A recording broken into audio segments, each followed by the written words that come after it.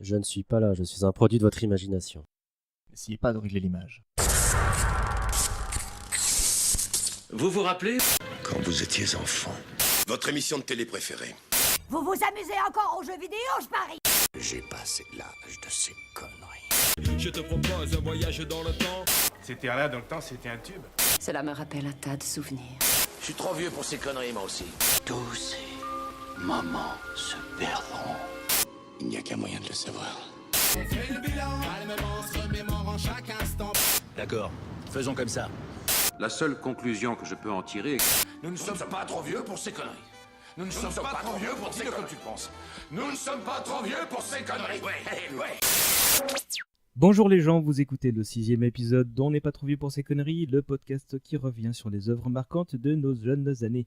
Là, on va se réintéresser au programme télé, à une série pour qui l'adjectif culte correspond parfaitement. Et pas seulement pour la fine équipe qui est réunie aujourd'hui, vous les connaissez quasiment tous. Salut Nico. Bonjour, Tu vas bien? mais je ne suis pas là. Je suis le produit de ton imagination. Ça fait 4 fois que tu fais cette blague. Non, je suis bien là et je suis ravi de participer à cette émission sur une série qui fait pour moi partie du panthéon des séries cultes. Et en plus, t'es devenu une star, tu passes dans des zappings de podcast maintenant. Ouais, j'apprécie beaucoup. Merci de Zapping de Podcast de retenir mes répliques les plus ridicules et les plus navrantes, mais je les assume. Ensuite, on a Soyouz qui nous revient, elle était là au Salut. pilote. Salut, tu vas bien? Bah, très bien. Ça va depuis le pilote justement? Bah oui. J'ai dit 3 fois ça va, c'est tout moi. On retrouve également Arnold, l'homme qui parle au micro comme personne. Salut à tous, bonjour César. Tu vas bien? Très bien, écoute, j'ai vu de la lumière, je suis rentré. Bah t'as bien fait. Par liaison satellite, on retrouve aussi Faye qui était avec vous, Nico et Arnold, pour l'épisode de L'Arme Fatale. Salut Faye. Oui, bonjour tout le monde. Je suis contente d'être là pour parler d'une série qui, pour moi, est un tout, qui fait que je suis là aussi avec vous. C'est un peu grâce à cette série. Écoute, tu es également la bienvenue. Et enfin, on a un petit nouveau, Bonjour. petit nouveau, mais pas vraiment newbie dans le secteur du podcast francophone. C'est l'autre chauve du podcast francophone Voilà. qui est là avec moi. Salut Mathieu. Souterraine. Tu vas bien Mathieu? Très bien, et toi? Bah, ça va très Merci bien. de m'accueillir. Ah bah, tu étais le Si. bienvenu et tu as été t'as débordé tellement d'enthousiasme pour parler de cette série que du coup je t'ai accueilli les bras J'ai ouverts. grandi avec cette série. Tu veux peut-être te présenter en 2 mots? En 2 mots, Happy Hour. Bah voilà, le podcast dont Marc, qui était là pour l'épisode de 2, a déjà parlé. Donc là, on a son présentateur avec nous. Tu feras évidemment un coucou aux autres. Voilà. prochaine fois que tu Bonjour viendras. Alexandre, Jean-Victor, tout ça. Hein. Oh, des bisous. Merci à tous les 5 d'avoir accepté l'invitation. Tous ensemble, on va s'aventurer aux frontières du réel.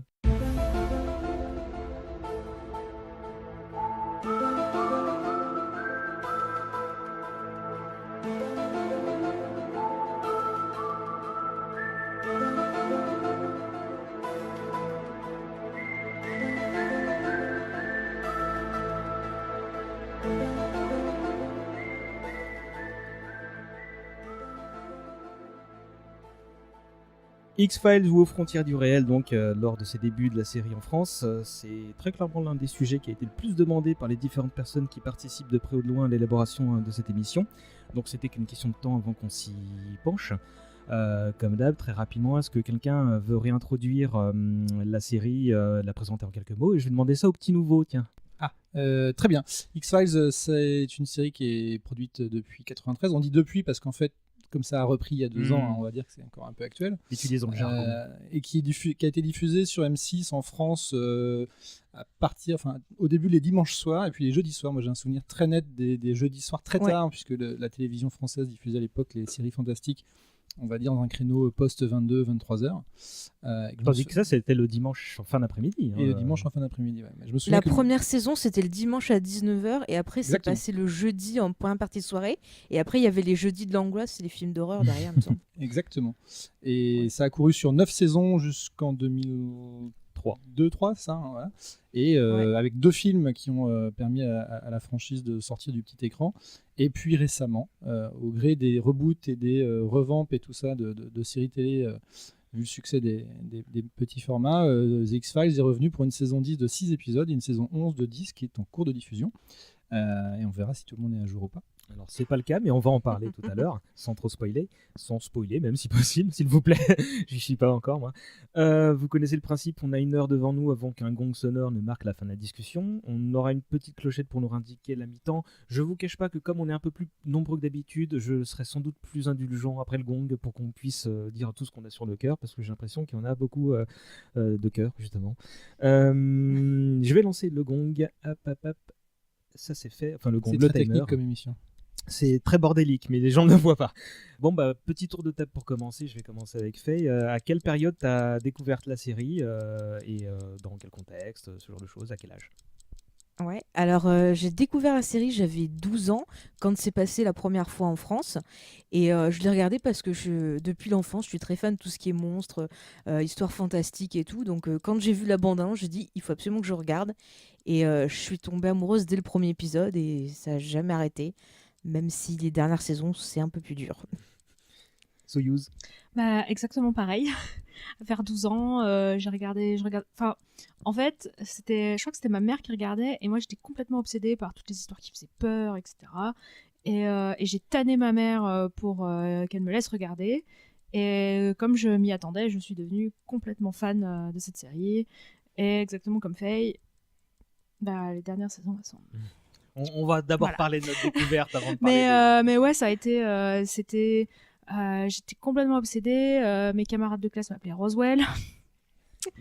J'ai connu ça aussi. Voilà, j'ai porté les cheveux roux au carré pendant très très très très très très très longtemps. Donc ils t'ont rappelé Scully au bout d'un moment? Non.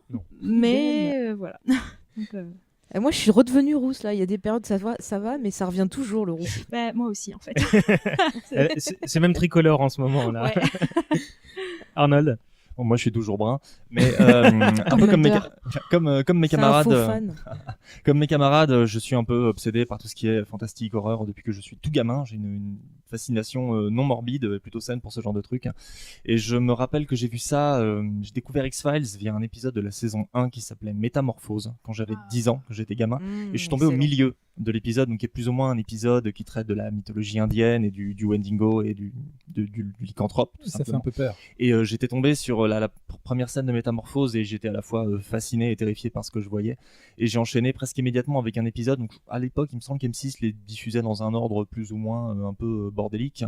Et on enchaînait avec un épisode avec un fantôme qui revenait hanter, d'un patron qui revenait hanter sa secrétaire pour l'avertir de son meurtre, un truc comme ça. Il y avait une image terrifiante du fantôme qui revenait s'ouvrir les veines dans la baignoire. En fait, tout ça était un coup monté.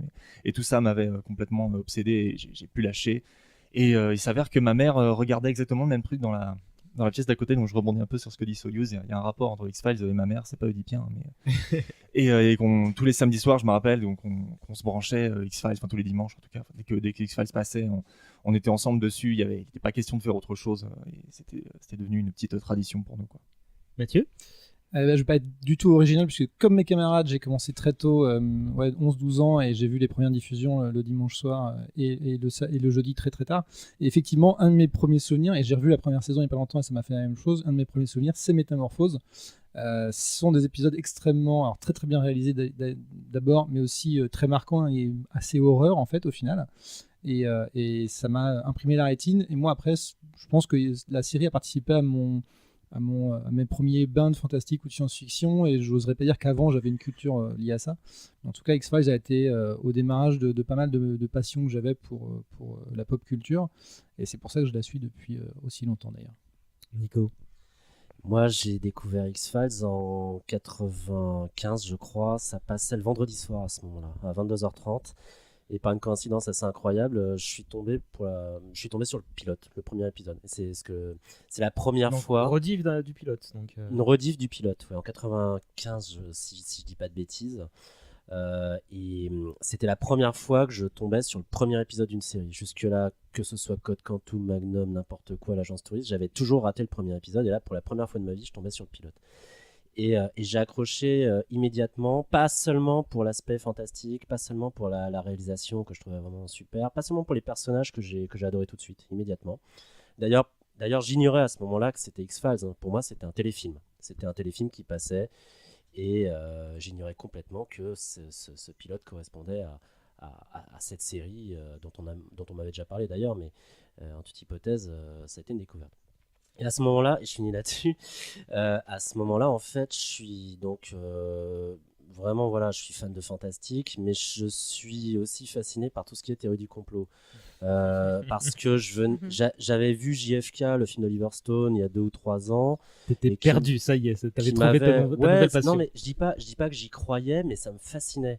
Et d'ailleurs, les théories du complot commençaient vraiment à se répandre à ce moment-là. Le film JFK, qui d'ailleurs historiquement était de la foutaise, m'avait profondément marqué. J'avais vu aussi, il n'y a pas si longtemps, un autre téléfilm sur Jack l'Éventreur avec Michael Caine qui reprenait une théorie du complot pour expliquer Jack l'Éventreur. Vachement bien d'ailleurs. Très très bon et très flippant. C'est quel très film? flippant. Excellent. Jack l'Éventreur, Excellent. tout simplement, avec Michael Caine. Et un certain nombre de reportages, documentaires, de films avait commencé à me faire connaître ces fameuses théories du complot. Donc moi je trouvais ça fascinant, je trouvais ça formidable. Et la liaison entre théorie du complot et extraterrestre, elle avait été faite dans l'émission Mystère que j'avais là encore vu de manière, très récente. Même époque. Et Mystère avait diffusé un petit documentaire de 20 minutes sur Roswell. On était en 92 ou 93. Avant que je découvre X-Files, je tombe sur ce documentaire sur Roswell où des types très sérieux nous expliquent que l'armée américaine aurait récupéré des cadavres d'extraterrestres à Roswell. Moi, ça m'impressionnait. Encore une fois, je dis pas que j'y croyais, mais ça me fascinait. Parce que là, pour la première fois avec cette affaire, la grande histoire croisait le fantastique. Et du coup, je suis extrêmement poreux ou perméable à ce type de rhétorique que je retrouve dans le pilote d'X-Files et j'accroche immédiatement à cause de ça. Je te redonne la parole dans un instant, c'est marrant parce que moi en fait j'ai l'impression que mis à part toi qui arrivait lors d'une rediff très rapidement après, on est tous tombés dedans lors de la première diffusion du dimanche parce que dans mon entourage personne savait que c'était diffusé le dimanche en fin d'après-midi et moi j'ai commencé à me demander si c'était pas une vue de mon adolescence qui transformait les choses parce que je me souviens regarder ça avec ma maman et mes sœurs parce que le dimanche chez moi c'était très pépère télé et je me disais mais non mais on n'était pas réveillés à pas d'heure devant notre télé, non c'était bien le dimanche quoi. Moi je me souviens de samedi soir.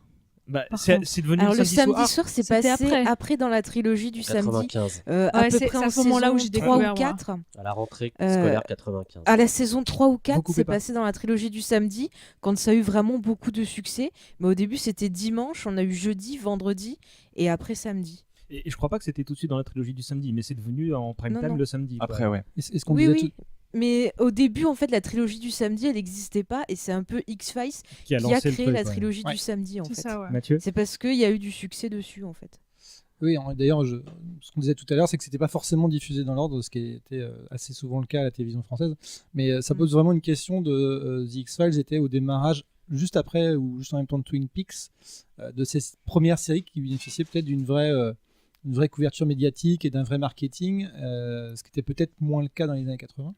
Et c'est peut-être pour ça qu'on a tous embrayé et tous connu la série très tôt, c'est qu'il y avait un vrai effet presque viral, alors que c'était le début d'Internet. Moi, je m'attendais à ce qu'on ressorte le nom Twin Peaks, mais pas aussitôt. Je vous rappelle qu'il faut lever la main, les gens ici, pour avoir la parole. David Duchovny qui était là. Tu veux dire un truc, Nico ? Oui, moi, j'avais pas entendu trop parler de la série jusqu'à ce que je tombe sur le pilote. C'était des potes de lycée qui m'avaient dit tiens, parce qu'ils connaissaient mes goûts, et qui m'avaient dit tiens, ça peut t'intéresser, mais c'était pas aller plus loin, parce que je crois que c'était un peu diffusé n'importe comment, ça passait le dimanche effectivement, puis le jeudi, mais dans des conditions telles que je ne pouvais que rater ça. Et encore une fois, si j'ai découvert cette série, c'est vraiment par pure coïncidence.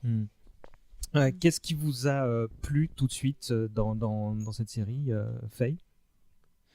Ce qui m'a plu dessus dans la série, déjà oui, c'est tout le côté, voilà, les monstres, parce qu'il y avait un côté, on prend des monstres archi connus, comme les loups-garous, et en même temps on a des choses qui sont nouveaux, qui viennent de la science, et tout ce qui est mutation, choses comme ça lui donnait un côté un peu réel à ces petits Freak of the Week, quoi.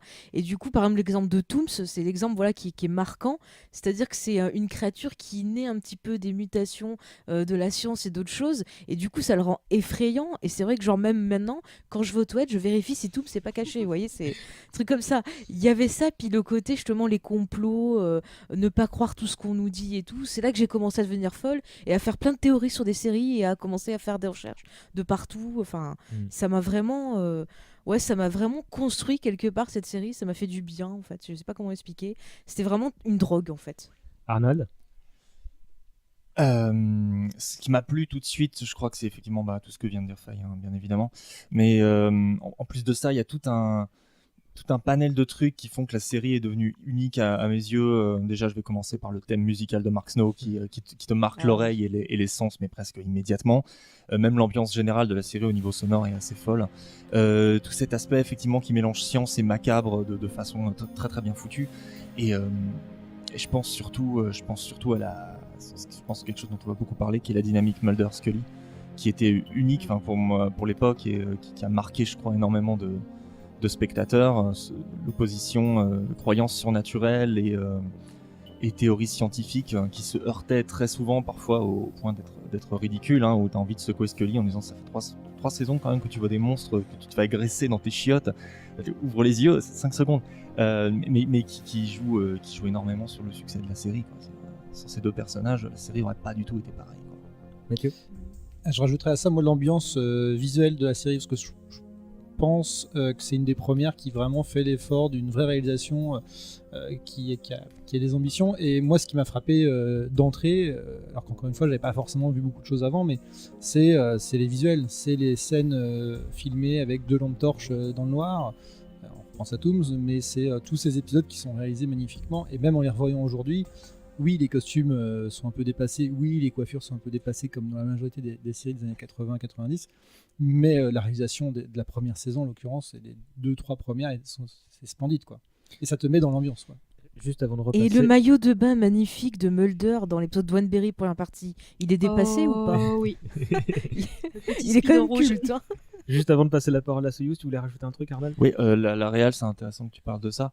La réal, elle est faite en hommage à une vieille série dont Chris Carter était fan, qui s'appelle Dossier brûlant en français, Kolchak's Night Stalker, qui est une série qui a pour le coup relativement mal vieilli, mais qui reste une série d'importance dans l'histoire du fantastique télévisuel. Et il y a énormément de références visuelles, notamment effectivement les trucs filmés à 2 torches, et puis cette espèce de bande de lumière qui éclaire les yeux des personnages, donc ce qu'on voit beaucoup sur Tooms notamment à chaque fois qu'il apparaît. Donc voilà, c'est juste pour ajouter cette petite anecdote. C'est vraiment la série qui ose filmer le sombre, le noir. Enfin, il y a vraiment des séquences où on voit pas grand chose, et je pense que c'est ça qui nous faisait flipper dans notre canapé dès le début, quoi. Soyuz. Donc ouais, moi ce qui m'a beaucoup plu dans X-Files, un peu comme vous avez dit, le mélange entre guillemets science et fantastique, le fait qu'on savait jamais vraiment quel était le mot final, parce que effectivement quand j'étais plus jeune, j'avais envie de secouer Scully, même si je l'aime de tout mon cœur. J'avais envie de la secouer. Et quand j'ai revu plus tard, je me disais, c'est Mulder que j'ai commencé à avoir envie de secouer. Genre, mais arrête, t'es tellement un bec à foin, arrête de croire tout ce qu'on te dit. Et plus être du côté de Scully et de la réserve et de l'observation, etc. La rigueur scientifique, même si elle dit beaucoup de conneries. Et les personnages aussi, quand j'étais petite, évidemment, je voulais être comme Scully et j'avais un crush sur Mulder. Mon père se foutait beaucoup de ma gueule, d'ailleurs. Et ouais, c'est vraiment le côté mélange de science et de paranormal qui me plaisait beaucoup, qui m'a ensuite formé dans mes intérêts plus tard. Alors, je pense qu'on y reviendra après ça. Nico, à toi. Oui, je suis entièrement d'accord avec ce qui vient d'être dit. C'est que cette série, mais tout de suite, je me rendais compte qu'il y avait une espèce de saut qualitatif. Entre tout ce que j'avais vu avant et ce que je voyais sous mes yeux ce fameux vendredi soir, puis les vendredis suivants, à savoir des scénars qui étaient extrêmement bien écrits, une réa complètement incroyable, une image, une photographie totalement hallucinante. J'avais l'impression de voir du cinéma en série télé, en fait. Et en plus, l'aspect fantastique, complot, etc. Enfin, je reviens pas sur ce que je disais, mais ce qui m'a également bien accroché, et qui fait d'ailleurs, parce que je suis en train de les revoir, qui fait que j'accroche encore également à cette série, c'est la relation tout de suite entre Mulder et Scully, 2 personnages qui sont extrêmement intéressants et qui incarnent deux aspects opposés de la science. C'est d'ailleurs là-dessus qu'il faudrait peut-être insister aussi, c'est que j'avais aussi le sentiment d'être confronté à une série qui ne me prenait pas forcément pour un con et qui racontait un peu la science en s'amusant un peu sur fond de fantastique. C'est marrant parce que vous venez de décrire un peu, vous avez fait un digest de tout ce qui m'a plu aussi. Moi, je vais juste revenir sur le générique parce que, en fait, il est donc 18h30, quelque chose comme ça. Tu es au fond de ton canapé, il y a ta mère qui somnole à côté et tu lis une BD et t'entends le toulouloulou, toulouloulou. Et toi, t'es habitué à la connerie du dimanche qui passe après-midi, qui est certainement un soap et que tu regardes pas.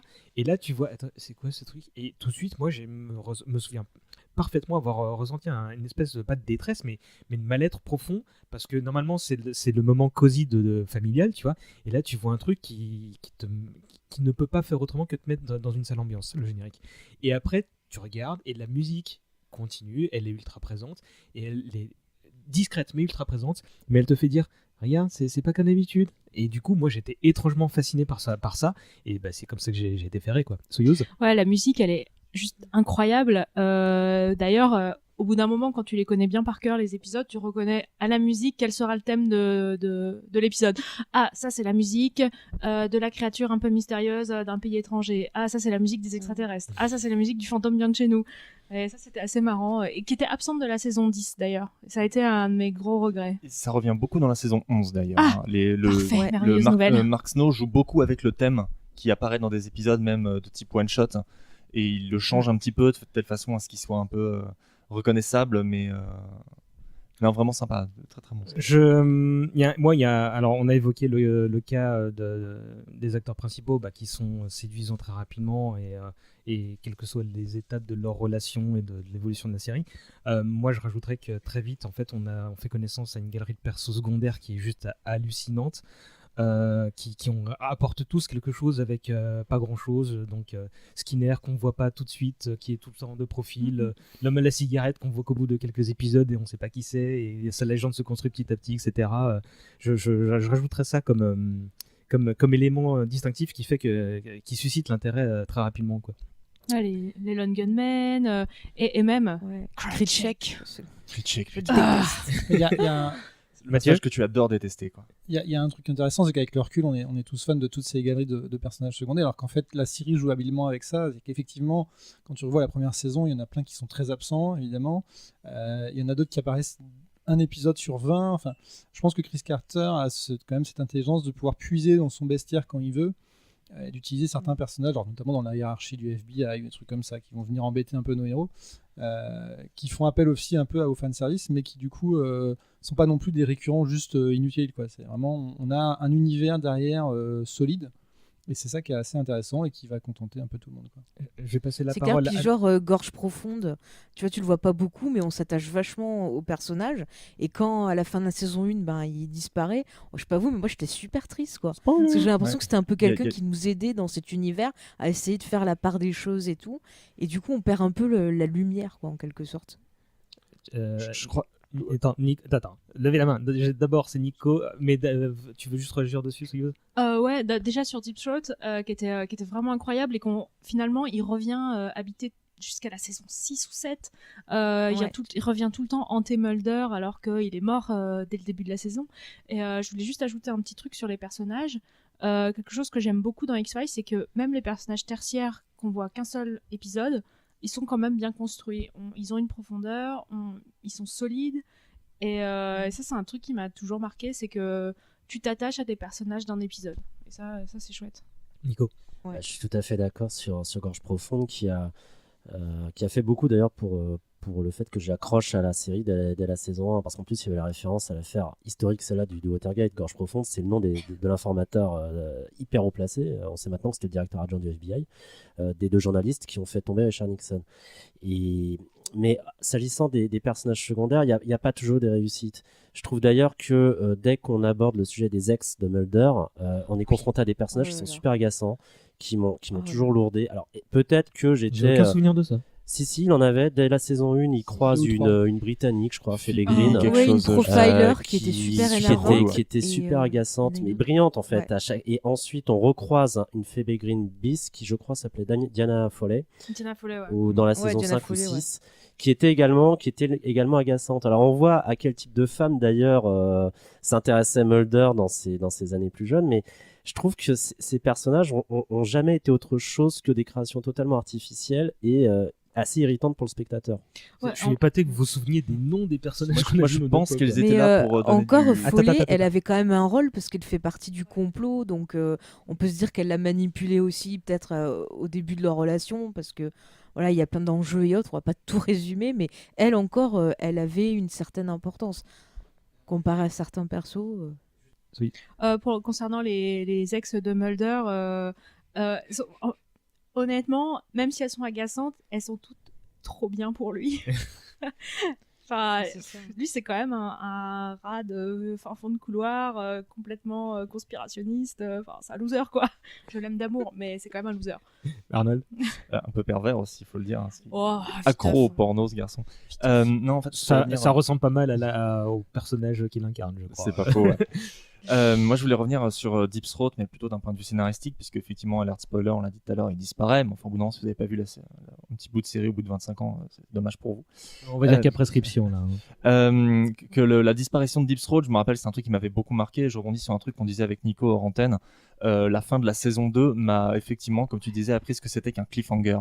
C'est-à-dire que la fin de la saison 2 se termine sur un truc absolument blindé de suspense où Mulder, la vie de Mulder est peut-être en suspens, on sait absolument pas, et que effectivement quand t'es gamin, t'attends la suite la semaine suivante et que tu tombes sur un épisode du Caméléon et que t'es dégoûté. Est-ce que tu sais que tu vas devoir attendre la saison suivante? Et du coup, moi, je crois que j'ai appris aussi ce que c'était le concept d'une saison de série. Nico lève la main très haut pour prendre la suite. C'était l'épisode Anastasie, Anastasie, qui a été un traumatisme d'ailleurs, hein, parce que ouais, j'ai découvert comme toi ce que c'était qu'un cliffhanger. J'ai détesté le Caméléon puisque c'est ça qui a succédé à X-Files. Moi, je voulais pas le Caméléon, je voulais X-Files, je voulais la suite. Je t'emmerde, Jarod. Et en plus, on était en fin de saison 2, à un moment où toute la quête d'X-Files tourne autour d'une quête de la preuve d'une vie extraterrestre qui est dissimulée par le gouvernement américain. Et là, Mulder tombait sur cette fameuse preuve, ou du moins ce qui ressemblait à cette fameuse preuve, à savoir qu'il rentre dans un conteneur qui est enfoui dans le désert du Nouveau-Mexique, et il tombe sur des cadavres d'humanoïdes un peu bizarroïdes qui ressemblent beaucoup aux extraterrestres de Roswell et qui visiblement ont été gazés, mais comme les nazis gazaient leurs victimes. Et c'est un épisode qui constitue une montée en puissance terrible autour de la quête de la preuve extraterrestre et qui s'achève brutalement par peut-être le décès de Fox Mulder. Alors attends, il y a Faye qui a demandé un truc, puis Mathieu, puis Soyuz. Ah non, d'accord. Oui. Faye, puis Mathieu. En fait, moi, ce qui m'a marqué dans la saison 2, qui est vraiment le truc qui va être super fondateur et au centre de la série, c'est quand même l'enlèvement de Scully qui arrive en milieu de saison dans les épisodes d'Oneberry 1 et 2, où on a vraiment là toute cette mise en scène. On ne sait pas quand Scully va revenir. Bon, elle revient assez vite, mais cet enlèvement, ça va marquer plein de choses au niveau de la quête de la vérité, de ce que ça va entraîner, et on a encore des conséquences encore maintenant. Enfin, c'est vraiment un truc fondateur. Moi, je sais que cet épisode-là, je pensais pas qu'ils allaient faire ça, et du coup, j'étais super en stress pour Scully. Quand elle arrivait, j'arrêtais pas de la surveiller, voir ce qu'elle va bien, est-ce qu'il y a un truc et tout. Et je trouve que c'est vraiment un des trucs marquants de la série qui a un peu poussé justement le côté accro des gens, le côté on commence à faire des théories. Enfin, je sais pas si vous l'avez ressenti comme ça, mais moi, c'est vraiment le truc fondateur pour moi dans la mythologie. Et c'est tout à fait exact. Et moi, ça m'a encore plus marqué quand j'ai revu la série et que j'ai eu le loisir du coup d'enchaîner les épisodes et de comprendre comment Chris Carter construisait sa mythologie. Bon, on en parlera peut-être tout à l'heure, mais juste pour rebondir sur ce qui se disait avant, je pense que ce qui est intéressant dans The X-Files, c'est pas seulement l'histoire, c'est aussi comment Chris Carter arrive à jouer avec son audience, ses téléspectateurs, et comment il arrive à nous montrer des choses ou pas. Et finalement, on n'a pas le même regard que les héros sur ce qui se passe. C'est qu'on a les scènes en backstage avec l'homme à la cigarette, la conspiration. Même dans les loners, finalement, on voit les héros de la semaine ou les monstres de la semaine dans des scènes très spécifiques. Donc en fait, on a vraiment un regard décalé et une autre vision des choses que Mulder et Scully. Et donc on est amené aussi à être en mode, effectivement, Mulder, t'es idiot, il faudrait que tu réfléchisses autrement. Ou Scully, réveille-toi, on a vu les choses. Alors qu'après, il y a une vraie question de perception et de vérité, j'oserais dire. Mais c'est ça qui est intéressant dans X-Files.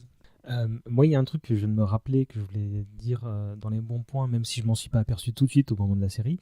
Et là, ça va être un point Nico, c'est le doublage en fait. C'est que je consommais énormément de choses du dessin animé, de la série dans tous les sens, mais j'étais comme lui très réceptif aux voix. Et en fait, je pense que c'est une des séries qui avait un niveau tellement au-dessus des autres sur ce point-là et sur certains autres, sur beaucoup d'autres points d'ailleurs. Je suis entièrement d'accord. Je trouve que le doublage, mais pour le coup, X-Files est aux frontières du réel, comme on disait au début d'ailleurs. Tout à fait. C'est un titre que je trouvais beaucoup plus poétique. X-Files, pardon, n'était pas une exception en matière de doublage. Je trouve que d'autres séries étaient extrêmement bien doublées, même les séries des années 60, 70, 80, j'ai aucun souci là-dessus. Mais il est vrai que le doublage a été vraiment un travail remarquable de la part de Georges Caudron et de Caroline Catherine Bone. Ouais. Et D'ailleurs, je disais il pas que remplace. je disais pas que c'était que le reste était à pourrir. Je disais que X-Files était encore plus au-dessus que tout le reste. Je le trouve. Bah, il se trouve que là, les voix françaises de Mulder et Scully, et même d'autres acteurs, correspondent tout à fait au personnage. Donc on est en présence d'un doublage parfaitement réussi, qui est complètement raccord avec le jeu d'acteur et la caractérisation des personnages. Alors c'est vrai aussi, voilà, malheureusement, Caroline Bone est décédée, je crois, il y a quelques années. Et elle a été remplacée par Daniel Douet, qui, je trouve d'ailleurs, fait un travail remarquable sur Scully. J'ai vu la saison 10 en français, et je trouve que Daniel Douet, je tenais à lui rendre hommage, faisait un travail absolument vraiment fantastique. Je me sentais absolument pas dépaysé en voyant la nouvelle Scully avec sa nouvelle voix française. Mais du coup, question rapide avant de passer à autre chose. Je crois que c'est X-Files. Moi, j'avais un peu lâché vers la fin de saison, au moment du switch des acteurs. Mais je sais que c'était à peu près la période où je commençais à télécharger des séries en VO avec des sous-titres séparés. Et je sais que je voulais pas continuer X-Files alors que j'avais le moyen technique de le faire parce que j'étais quand même attaché aux voix françaises. Et aujourd'hui, la saison 10, 11, est-ce que vous les avez regardées en français ou en VO ? Je suis tombé par hasard sur des épisodes de la saison 10 et effectivement je suis d'accord avec ce qu'a dit Nico. Et pour moi, ne serait-ce que la voix de Georges Caudron est complètement indissociable de David Duchovny. J'ai jamais regardé un épisode de Californication en VO par exemple. Je suis très attaché à cet acteur et je crois que lui-même était très attaché à Caroline Bone. Il y a une vidéo très touchante où il lui rend hommage. Soyuz, puis Faye, puis Mathieu. Ok. Moi par contre je suis pas aussi attachée que vous à la VF. Que j'adore. Je trouve que le seul qui est meilleur en VF, c'est L'homme à la cigarette. Mais sinon, le reste, je me suis mise à regarder X-Files en VO assez rapidement quand j'ai eu les DVD. Et au point où maintenant, quand je regarde en VF, je suis genre... Voilà. Faye, ton avis sur la question ? Moi j'aime bien la VF, enfin, je suis habituée et tout, mais c'est vrai que depuis que la doubleuse Scully est morte, j'ai regardé donc en VO et j'ai comparé ce qui a été fait sur la VF. La remplaçante fait pas du mauvais boulot, mais j'étais tellement attachée à cette voix-là que du coup maintenant je peux plus regarder X-Files en VF, je regarde qu'en VO. Mathieu ? Ça me fait trop de la peine en fait. Moi, c'est moins sentimental, mais je suis passé en VO dès que j'ai pu. Je pense à peu près à la même époque où toi t'as arrêté.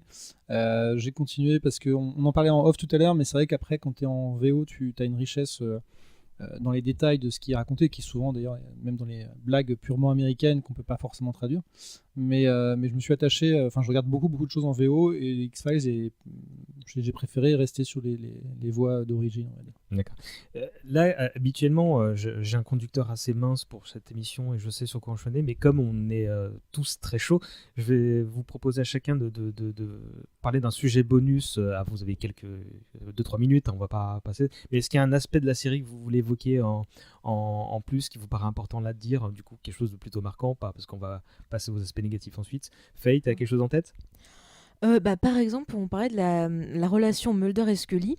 Moi, ce que j'aime, c'est que c'est une des séries où justement l'aspect amour entre les deux persos est plutôt bien traité. Parce que souvent, on va avoir des séries policières. Donc, je prends l'exemple justement qui a servi d'exemple à Chris Carter, c'est la série Clair de Lune, où on a les deux héros qui essaient de se draguer en quelque sorte. Puis quand ils se mettent ensemble, la série perd de l'intérêt. Et Chris Carter voulait pas qu'on ait la même chose, donc il a décidé en fait de montrer tout ce qui est des baisers, enfin tout ce qui se passe entre Mulder et Scully hors champ. Et je trouve que c'était une bonne idée parce que moi je suis pas non plus attirée par les histoires d'amour, c'est souvent cucu, ça m'énerve, c'est le genre de truc qui va me faire zapper. Mais là, le fait que ça se passe en hors champ, qu'on n'ait pas les trucs cucu, mais qu'on ait une relation quand même forte entre les deux persos, on n'a pas besoin de les voir s'embrasser ou coucher ensemble pour comprendre ce qu'ils ressentent, il suffit d'un regard, d'un geste ou quelque chose. Et je trouvais que c'était beaucoup plus puissant que sur d'autres séries. Et du coup, c'est pour ça que je regrette un petit peu dans les dernières saisons qui mettent un peu plus cet aspect-là en avance. Ça me dérange un peu, quoi. Je crois que moi, les dernières saisons, j'ai pas ça en tête, mais je crois que c'est dans le deuxième film qu'on les voit pour la première fois dans le même lit, quoi. Tu vois, ce qui Oui, m'avait vraiment exactement. interpellé, quoi. Soyeuse. Alors moi je voulais justement parler du fandom de X-Files, parce que je pense que c'est assez intéressant. Alors, Que dit l'internet à leur propos? En fait, c'est intéressant parce que moi d'habitude j'aime bien tout ce qui est fandom et compagnie, fanfic, machin. Bizarrement, X-Files pas trop, peut-être parce que j'ai connu ça avant. Et par contre, moi, j'aime pas du tout la relation amoureuse entre Mulder et Scully. Je déteste. Je trouve que je trouve que ça gâchait leur relation, qui était très bien, tout en tension et en une espèce de relation un peu toxique et codépendante, que je trouvais très intéressante et qui perd de son intérêt à partir du moment où ils commencent à être ensemble. Et du coup, un truc intéressant dans les fandoms, c'est que t'avais, avant que ça devienne officiel, il y avait 2 factions. Donc les shippers et les non-homo. Et donc du coup, et ce qui est marrant, c'est que le terme shipper est un terme de fandom qui vient d'X-Files. Ah ouais. Ouais. D'accord. Ça vient de relationship. Relationship, en fait, voilà. Relationship.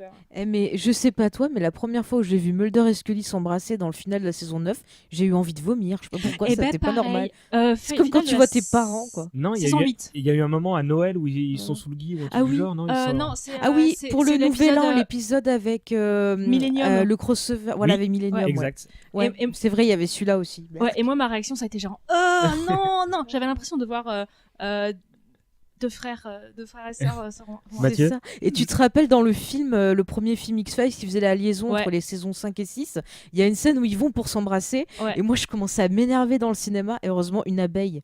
Ouais, merci l'abeille. Je voulais juste rebondir là-dessus aussi, comme je disais, comme Chris Carter joue beaucoup avec son audience, il y a beaucoup de fantasmes, il y a beaucoup de fausses scènes où le héros, enfin le méchant de la semaine a pris l'apparence de Mulder et la drague. Ouais. Enfin, il y a beaucoup de jeux autour de ça et du coup il fait beaucoup de choses pour nous exciter ou l'inverse. Bah, ça, c'était drôle, mais non, j'ai oublié ce que je voulais dire.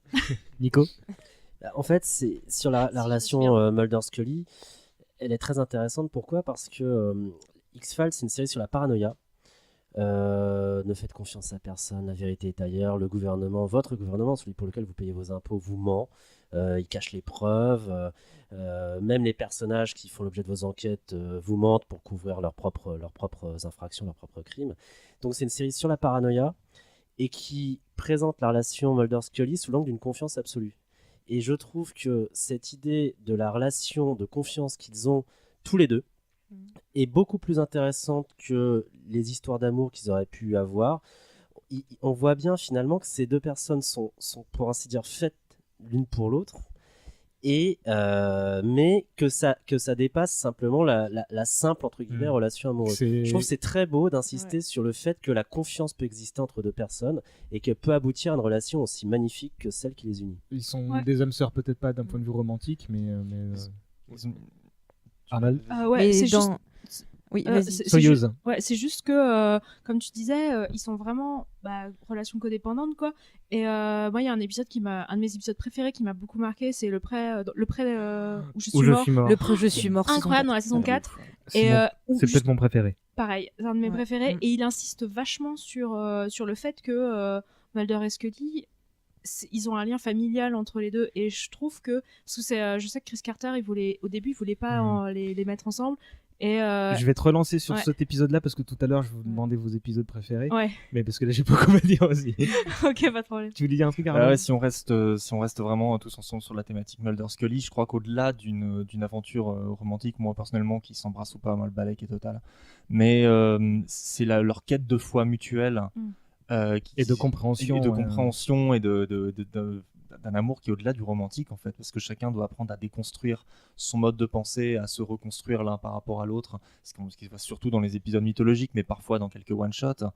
Et je crois que ce qui vraiment est un bel emblème de ça, je crois que c'est l'épisode final de la saison 5, où, alerte spoiler, le bureau des affaires non classées est brûlé. Ouais. Où il y a cette sensation de vide dans le regard de David Duchovny qui fait super bien, où il y a juste une musique, les pompiers qui essaient d'éteindre l'incendie, et qu'il est seul face à la destruction du travail de toute sa vie, et où Scully, sans un seul mot, en fait, le prend dans ses bras, et que l'épisode se finit plus ou moins là-dessus, où là tu sais que ok, là il y a quelque chose qui s'est... Et je crois que ça incarne très très bien le lien qu'il y a entre ces 2 personnages, quoi.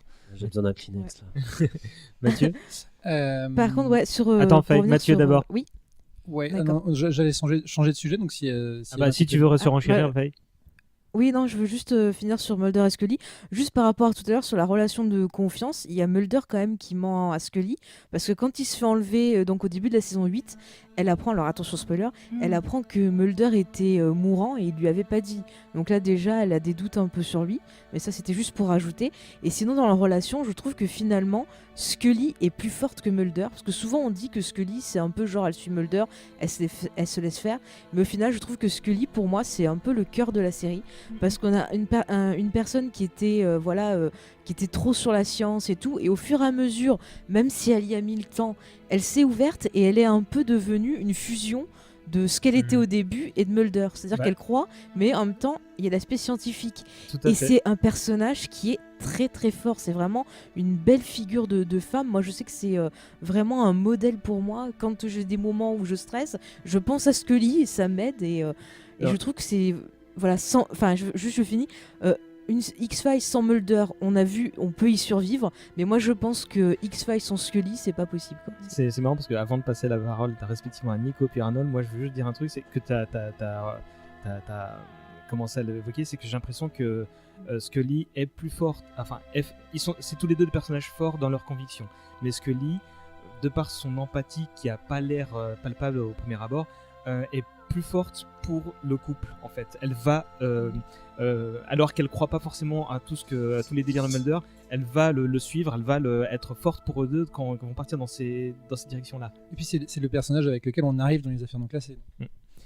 Nico, ces deux personnages là ils sont aussi intéressants parce qu'ils incarnent deux manières d'aborder la science. Mulder, effectivement, c'est pas tout à fait un croyant. Sa devise, c'est « je veux croire ». C'est quelqu'un qui a vécu une expérience traumatisante, qui l'a mis en contact très jeune avec le paranormal, à savoir le kidnapping de sa sœur, peut-être par des extraterrestres, dans des circonstances très troublantes. Et au regard de ce traumatisme, il se rend compte que la science officielle ne lui apporte pas les grilles de réponse qui lui permettent d'y faire face et de le digérer et donc de faire son deuil. Et Mulder veut croire.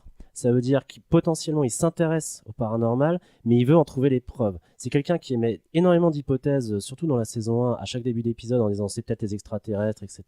Mais qui change d'avis au regard des éléments du dossier qu'il découvre au fur et à mesure de leur enquête. Donc Mulder a une conduite que je trouve assez rigoureuse et analytique, et qui en fait témoigne d'une vision de la science très en avance sur son époque, à savoir la science qui n'a pas peur du paranormal. Scully en revanche débute d'une toute autre manière. Scully elle incarne cette science officielle qui a été incarnée notamment sur la question extraterrestre par ce qu'on appelle le rapport Condon, qui a été rendu par des universitaires américains en 1969 à la demande de l'armée de l'air. Et ces universitaires américains qui avaient étudié le phénomène OVNI avaient considéré, je cite, que le phénomène des OVNI ne présentait aucun intérêt du point de vue scientifique. Il échappe à notre compréhension, on ne peut pas l'analyser, donc ce qu'on ne peut pas analyser, il nous échappe, on ne s'y intéressera pas. Et Scully, elle est dans cette logique-là. Ça n'entre pas dans les cases de la science officielle, donc c'est du n'importe quoi. Scully pratique d'ailleurs énormément ce qu'on appelle le debunking, c'est-à-dire la réfutation systématique des éléments de paranormal par des arguments scientifiques, par des arguments matériels, au point d'ailleurs qu'elle va retourner, dans le cadre de ce debunking, des théories du complot contre Fox Mulder. C'est-à-dire qu'à un moment, elle va même faire en sorte d'opposer à Mulder des complots humains pour dire les extraterrestres n'existent pas. Par exemple, on a fait des expériences génétiques sur des êtres humains, mais pas sur des extraterrestres. Et les ovnis qui ont été aperçus sont des avions top secrets, ce sont des avions sophistiqués, mais pas des soucoupes volantes, contrairement à ce que tu dis, Mulder. Mais Scully va évoluer au regard de cette position, et elle va à son tour ne plus avoir peur de continuer la science avec le paranormal, tout en adoptant une démarche qui se veut rigoureuse et donc scientifique. Une vraie scientifique, quoi. Mathieu, tu voulais évoquer un autre sujet ? Non, tu nous demandais un peu le sujet bonus sur la série. Moi, je voulais revenir sur l'aspect paranoïaque, conspiration, etc.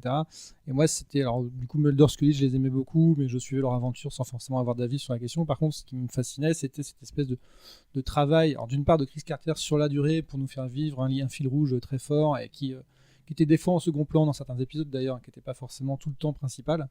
Et à la relecture, je vois que Chris Carter avait son grand schéma, même si des fois il fait des épisodes plus maladroits, des épisodes parodiques absurdes. Enfin, il s'amuse beaucoup avec ses propres thématiques, mais sur la durée, en fait, il sait exactement où il va. L'enlèvement de Scully dans la saison 2, les répercussions, l'apparition des hommes de la conspiration, les explications qui sont fournies un petit peu à chaque fin de saison, etc., etc. Donc, il y a quelque chose d'assez fascinant, et c'est vrai que la série en soi est l'héritière effectivement du Watergate, d'années, de décennies de conspiration extraterrestre, d'histoires plus ou moins farfelues et tout. Il prend tout ça, il prend la confiance dans la politique, la société, et il ingurgite tout pour le ressortir dans son propre travail de conspiration et de fil rouge.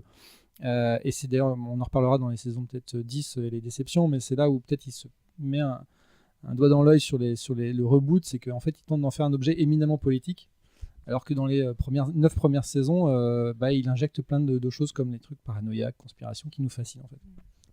Mais aussi, ce qu'il faisait au niveau de la mythologie aussi, c'est qu'il arrivait à prendre des choses du passé et aussi à les relier à ce qui se passait à l'époque, que ce soit en matière de science. On parlait beaucoup de clonage, on parlait de plein de choses. Il arrivait à tout relier et du coup, on avait des fois un aspect politique par rapport à l'époque dans laquelle on vivait et ça rendait tout ça crédible. Et je trouve que malheureusement, on en parlera un peu plus peut-être plus tard, mais dans les dernières saisons, il a pas réussi à refaire ça. J'ai l'impression qu'il est plus en adéquation avec son époque, Chris Carter.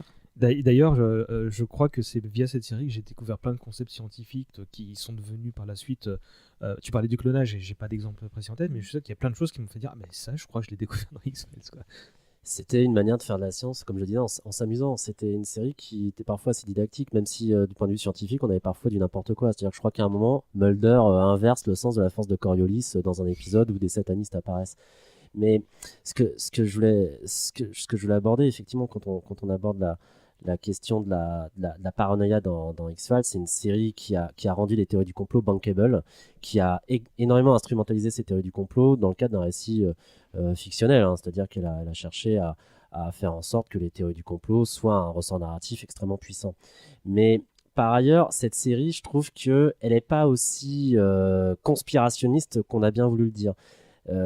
Ne serait-ce que parce qu'à plusieurs reprises, elle se moque éperdument des théories du complot et parfois de ceux qui la propagent. À combien de reprises Mulder est confronté à des malades mentaux qui croient que les extraterrestres sont partout, ne serait-ce que les Gunmen d'ailleurs, qui sont présentés sous un angle complètement farfelu.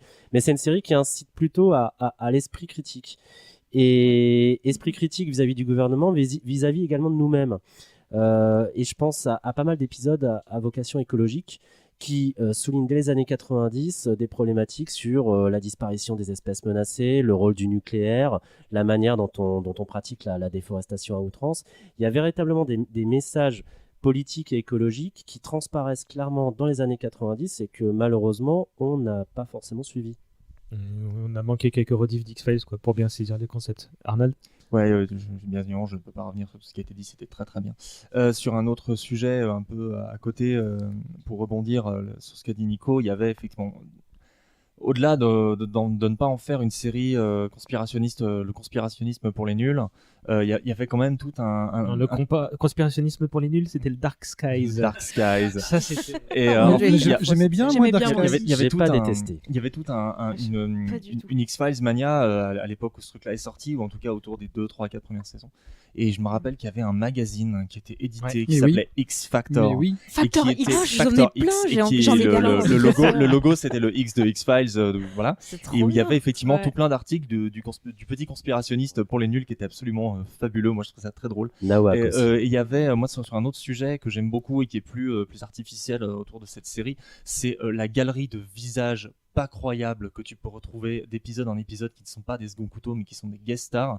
Et quand tu es un type un petit peu averti, tu retrouves des acteurs avec des gueules et qui ont été choisis, je crois, spécifiquement pour ça, comme par exemple Michael Berryman, qui est un des acteurs cultes de Wes Craven, qui a une gueule absolument pas possible. Tu retrouves Brad Dourif, qui est la voix de Chucky, qui a joué Grim à langue de serpent dans Le Seigneur des Anneaux. Il y a aussi Jack Black qui a débuté dans un épisode avec Giovanni Risibi. Ouais. Oui, dans la saison 3, génial. Il y a Olan Jones qui jouait pour Tim Burton. Il y a Bruce Campbell. Il y a Bruce Campbell. Il y a Bryan Cranston qui a débuté aussi dans la vache. Il y a énormément de visages. J'ai pas les noms, mais ouais. L'épisode avec Bryan Cranston, il est génial parce que c'est le mec justement qui a fait Breaking Bad. C'est comme ça qu'ils se sont rencontrés. Je crois qu'il s'appelle. Comment il s'appelle cet épisode? C'est tout un épisode qui se passe en voiture parce qu'en fait le gars il peut pas ralentir, sinon sa tête explose. Et il est vraiment, mais je sais pas, il y avait tout un stress, tout un truc. Enfin, il est vraiment super bien écrit. Et franchement, j'adore. C'est dans la saison 6, je crois. Essaie de laisser les gens finir leur phrase quand même. Pardon, excuse-moi. Tu retrouves aussi, pour un qui est rigolo, tu retrouves également Seth Green dans le deuxième épisode qui s'appelle Deep Throat, donc qui jouait Oz dans Buffy contre les vampires. Seth Green qui incarnait également dans le téléfilm basé sur Stephen King, Richie Tozier, donc le petit gamin avec les lunettes qui fait marrer tout le monde. Et à un moment, il renverse Henry Bowers, donc son tortionnaire dans un réfectoire, et il court pour s'enfuir et il le heurte le principal de l'école, qui n'est autre que William B. Davis, l'homme à la cigarette. Et c'est très très drôle. Donc il y a plein de petits trucs comme ça que tu retrouves qui sont assez marrants. Donc. Mathieu? Non. C'était tout. En fait, il t'a piqué les répliques que tu voulais faire, c'est ça? Oui et non. Enfin, je sais pas. Non, on a abordé plein de choses, mais c'est vrai que moi, l'épisode avec Giovanni Ribisi est très très marquant. Surtout que je revois Friends en ce moment et que ce mec-là apparaît aussi dans Friends. Donc t'as toute une galerie de second rôle qui font aussi que la série est culte parce que c'est une série qui a de nombreux visages connus. Ouais. On oublie de citer Doug Hutchinson qui joue Tooms. Qui est absolument 2 fois. Tétanifiant. 2 fois, c'est le seul monstre qui revient. Jodie Foster aussi. Non, c'est pas le seul. Jodie Foster, c'est vrai, tu as raison. C'est pas le seul, t'as raison. Est-ce qu'il y a quelque chose qui, à l'inverse, vous a déplu? Enfin, et là, je vous parle pas des dernières saisons, mais est-ce que on peut en parler. On va y venir, mais est-ce que d'emblée il y a quelque chose que vous disiez ouais non ça franchement. Ouais. Vas-y, Soyouz. Moi, c'est le tournant de la mythologie entre la saison 5 et la saison 6. Le film? Non, le film il était bien. C'est entre 4 et 5 le film, non? 5 et 6. Non, le film c'est entre 5 et 6. Après le film. Quand ils sont dans la base et que t'as enfin les révélations qui s'enchaînent, je suppose. Ouais, mais t'as l'épisode où t'as Mulder qui a des voix dans sa tête ou je sais pas trop quoi. Je sais plus exactement, mais ça commence à virer dans n'importe quoi. T'as Scully qui part en Afrique. Pour faire C'est entre la saison 6 et 7 ça. Ah, 6 et 7, c'est la fin de la saison 6 et le début de la 7 saison 7. démarre en Afrique. Ouais. Et ça à ce moment-là où j'ai fait ouais, non. N'importe quoi. Arnold, il y a un truc, je suis assez d'accord avec toi sur ce changement, et il est assez manifeste parce qu'il y a un changement de lieu de tournage. Il y a le changement de showrunner, enfin je crois que c'est Rob Bowman qui prend plus l'ascendant que Chris Carter, et la série jusqu'à la saison 5 était tournée à Vancouver, donc principalement de nuit, dans des décors où il fait gris, où ça sent la feuille morte. Et après la saison 6, ils ont déménagé en Californie pour tourner, donc les trucs deviennent un petit peu plus clairs. Moi, je trouve qu'il y a vraiment quelque chose en moins aussi qui était un peu moins lugubre, un peu moins sympa. Alors, Soyouz, puis Mathieu, puis Nico, puis Faye. Juste merci. le côté intelligence design de l'humanité par les extraterrestres, ça m'a complètement sorti ça. J'étais non, c'est nul. C'est vraiment nul. Dans mon là je revois du coup toutes les saisons depuis l'annonce de la saison 10, donc j'en suis à la saison 7 et effectivement je commence à avoir un peu de mal à continuer parce que c'est un peu moins passionnant qu'au début. Je pense que si on prend un peu de recul, c'est toutes ces grandes séries qui arrivent à 5, 6, 7 saisons. On sent les acteurs un peu moins passionnés. D'ailleurs, à l'époque, Duchovny annonçait qu'il arrêterait un peu tout le temps. On sent qu'il y a des discussions derrière financières, de production, etc. On ramène le tournage en Californie. Enfin voilà, il y a beaucoup de choses qui font que l'ADN de la série change. Enfin, en arrière-plan, évidemment, devant, on a encore quelques très très bons épisodes en l'honneur. La conspiration est un peu étiolée. C'est vrai qu'il y a des épisodes un peu plus théoriques, on accroche un peu moins. Donc en fait, c'est un peu ça, c'est qu'on perd finalement un peu plus le fil de la série à partir de la saison 7. Et d'ailleurs, saison 7... à la fin de la saison 7, c'est quand Duchovny dit qu'il passera de temps en temps boire le café. Et les saisons 8 et 9, déjà à l'époque, marquaient un peu la fin de la série quelque part. On a tenté de réinjecter du neuf, etc. Donc voilà, si on pouvait parler un peu de déception, c'est ça. Mais en fait, il y a encore des très très bonnes surprises à droite à gauche en l'honneur quand même. Nico ? En termes de déception, elle était scénaristique. C'est la fin de la saison 4, le début de la saison 5. Quand Mulder, tout à coup, subit une crise de foi, sans mauvais jeu de mots d'ailleurs, c'est une private joke, à propos de la conspiration, puisqu'il tombe sur des éléments qui l'incitent à penser qu'au fond, les extraterrestres n'existent pas, que les complots qu'il a affrontés ne sont que des complots destinés à camoufler des activités proprement humaines, et il se remet en cause profondément par rapport à ça, ce qui... ce à quoi j'ai pas cru. J'ai pas du tout accroché à ce concept qui pour moi était complètement artificiel, ne visait qu'à délayer la sauce et allonger inutilement la série, si bien que en plus la réaction de Mulder je l'ai pas forcément trouvé extrêmement crédible. Au regard de la série, ça commençait à devenir incohérent. Et dans ces conditions, c'est là que j'ai ressenti mon premier couac vis-à-vis de la série, jusqu'à la saison 6, où la saison 6, je l'ai trouvée pour le coup excellente.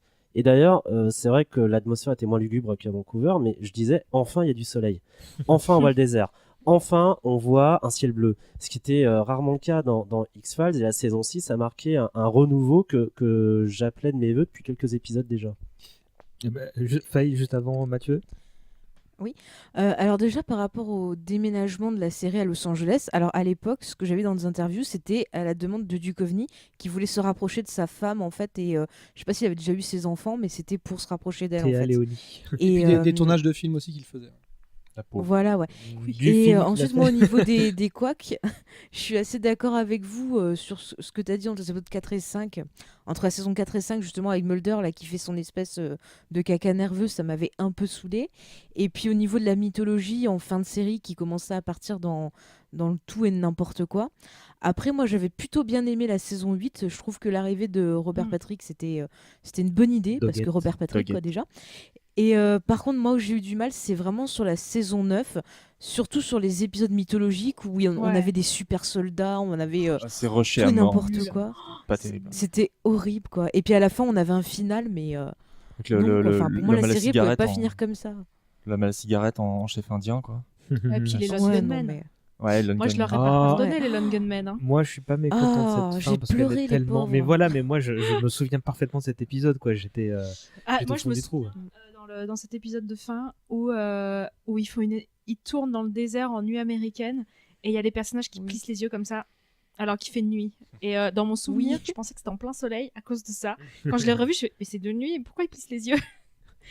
Mathieu. Bref, petit détail. Et revoyez la saison 11, il y a un petit clin d'œil à ça. Sur les Lone Gunmen. Oui. Et en parlant de Dans la déception. 10, il y en Ah, a la déjà. 11 La 10 et la 11 pour le coup. Ouais. D'accord. Et en parlant de déception, même si je suis un puriste, vous l'aurez compris, de la série comme vous tous, moi les deux films m'ont quand même laissé un peu de marbre. Le premier est éminemment sympathique, comme un épisode classique, mais j'ai pas compris l'ambition d'emmener ça au cinéma et d'en faire un espèce de passage entre deux saisons et en plus un gros épisode qu'il fallait pas rater parce qu'il se passait des choses, mais avec une facture visuelle totalement différente, avec des choses peut-être moins bien faites que dans certains épisodes de la série. Enfin, voilà. Donc les deux films pour moi sont quand même des petits faux pas, quoi. J'allais vous lancer là-dessus parce que j'avais noté ça dans les moins, même si j'ai une certaine affection pour chacun d'eux, mais moi, je les aime bien, les films. Bon, le premier, par contre, je trouve que si on regarde pas la série, c'est même pas la peine d'aller le voir parce qu'on va C'est rien clair. comprendre. D'une part, Mais le en fait, deuxième film, c'était intéressant. Il y avait je sais pas, il y avait des thématiques sympas. Enfin, moi, ça m'avait plu. ça m'avait ouais, mais en fait, interrogé. le premier film est un épisode canonique important de la série, et comme tu l'as dit, il est quand même bien fichu, mais j'ai l'impression qu'il est bien moins produit que le reste de la série. Alors quand tu te dis tu vas voir un film, tu veux pas des explosions à la Michael Bay, c'est pas ça, mais tu veux peut-être une Là, c'est intention un peu peu ça. plus grande. Là, c'est que justement, ils tentent de faire un truc un peu cinématographique.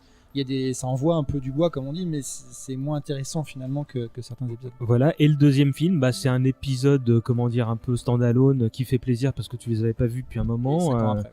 Mais alors, moi je me souviens qu'il y avait un coup marketing qui était sympa, c'est qu'ils avaient fait des faux lieux de tournage où ils sortaient des fausses, des fausses équipes de tournage pour faire croire aux journalistes qu'il allait se passer ça et ça. Il y a notamment un truc qu'ils ont tourné à Vancouver où ils ont sorti une espèce de tenue de loup-garou et quelqu'un qui, dans une autre région, avait un clap où il y avait marqué le titre du film Blue Moon Rising, qui n'était pas du tout le nom du film. Ne faites confiance à personne. Mais c'est exactement mais ça. il y avait des rumeurs aussi pour un Tooms, le retour bis. Enfin, Le retour bis. Mais du coup, si je vous suis en dehors des films donc, qui sont des déceptions relatives, c'est vraiment les déceptions, les trucs qui vont pas sont amenés au bout d'un certain temps quand la série commence à se perdre un petit peu avant même le départ des deux acteurs. Quoi. Ouais. Oui, complètement. Pour moi, même si j'ai de l'affection pour la saison 8, parce qu'il y a plein de choses qui sont intéressantes, notamment l'inversion des rôles où Scully prend la place de Mulder et où Doggett prend la place de Scully, ça c'était intéressant. La saison 9, j'ai aucun souvenir tellement elle m'a laissé de marbre. Et après, c'est vraiment à partir de la saison 10 où là, Enfin, j'aurais plein de trucs à dire. On va y venir dans un petit instant. Arnold, puis Faye. Oui, alors pour ce qui est des mauvais points, bon, effectivement, les saisons 8 et 9, j'adore Doggett et Reyes, mais le scénario qu'on leur offre est vraiment pas à la hauteur de ce que les personnages proposent, à savoir une inversion des valeurs, notamment Scully qui commence à devenir la believer et Doggett qui devient le sceptique, ce qui est une dynamique très intéressante. Je suis dans la série depuis quelques mois, là je me remate la saison 7 en ce moment.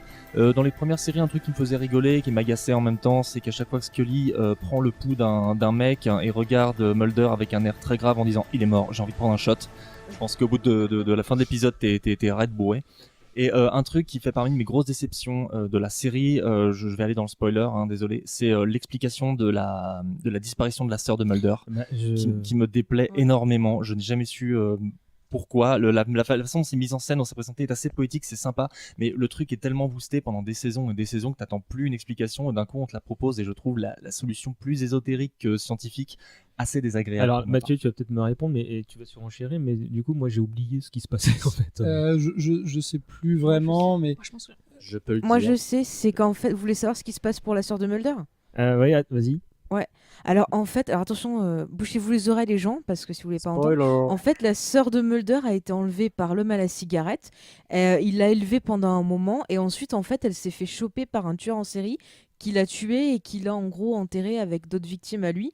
Et en fait, Non, Mulder, non, il c'est fait pas ça, hein. l'enquête et- Si, C'est pas c'est ça. parce qu'après Ça, on c'est voit les Doggett, photos Non, non, qui ça, passent ça à c'est côté de lui. le tueur en série que Mulder un jour rencontre. Il lui fait croire. Oui, que mais c'est il y a lui un qui l'a épisode tué. comme ça, mais dans la saison 7, quand Mais il dans la apprend saison qu'elle a sa sœur, elle a pas il été. y a un- Elle est Elle a pas été kidnappée. assassinée. Elle a été kidnappée Elle est par kidnappée. si, ses elle a enfants. été assassinée L'homme à la parce cigarette. qu'après, Mais elle a retrouve pas été son assassinée, corps. hein. Et l'homme à la cigarette Si, l'amène si, sur si, une elle a base. été Attends, assassinée parce qu'il laisse retrouve parler ses les autres mains. 30 secondes. Non, non. En fait, Samantha Mulder est kidnappée en 1973. Elle est amenée par l'homme à la cigarette sur une base militaire à la place de où elle fait l'objet d'expériences totalement innommables pour prélever son sang et notamment élaborer une espèce de vaccin qui permettra de mettre en échec un plan extraterrestre. Et elle meurt en 1979, le 23 octobre je crois d'ailleurs. Et du coup, son esprit, si ma mémoire est bonne, est enlevé ou récupéré par des espèces d'esprits qui hantent le paysage. Et qui en fait protège les enfants. Pardon, qui protège les enfants d'une mort très douloureuse. C'est ça. Voilà, ils sont condamnés à une mort douloureuse et ces esprits passent et les enlèvent. Et c'est comme ça qu'elle disparaît là. L'épisode est Mais moi, j'ai magnifique, bien aimé, moi. triste. Il est triste. Et du coup, ta version, du coup, c'est.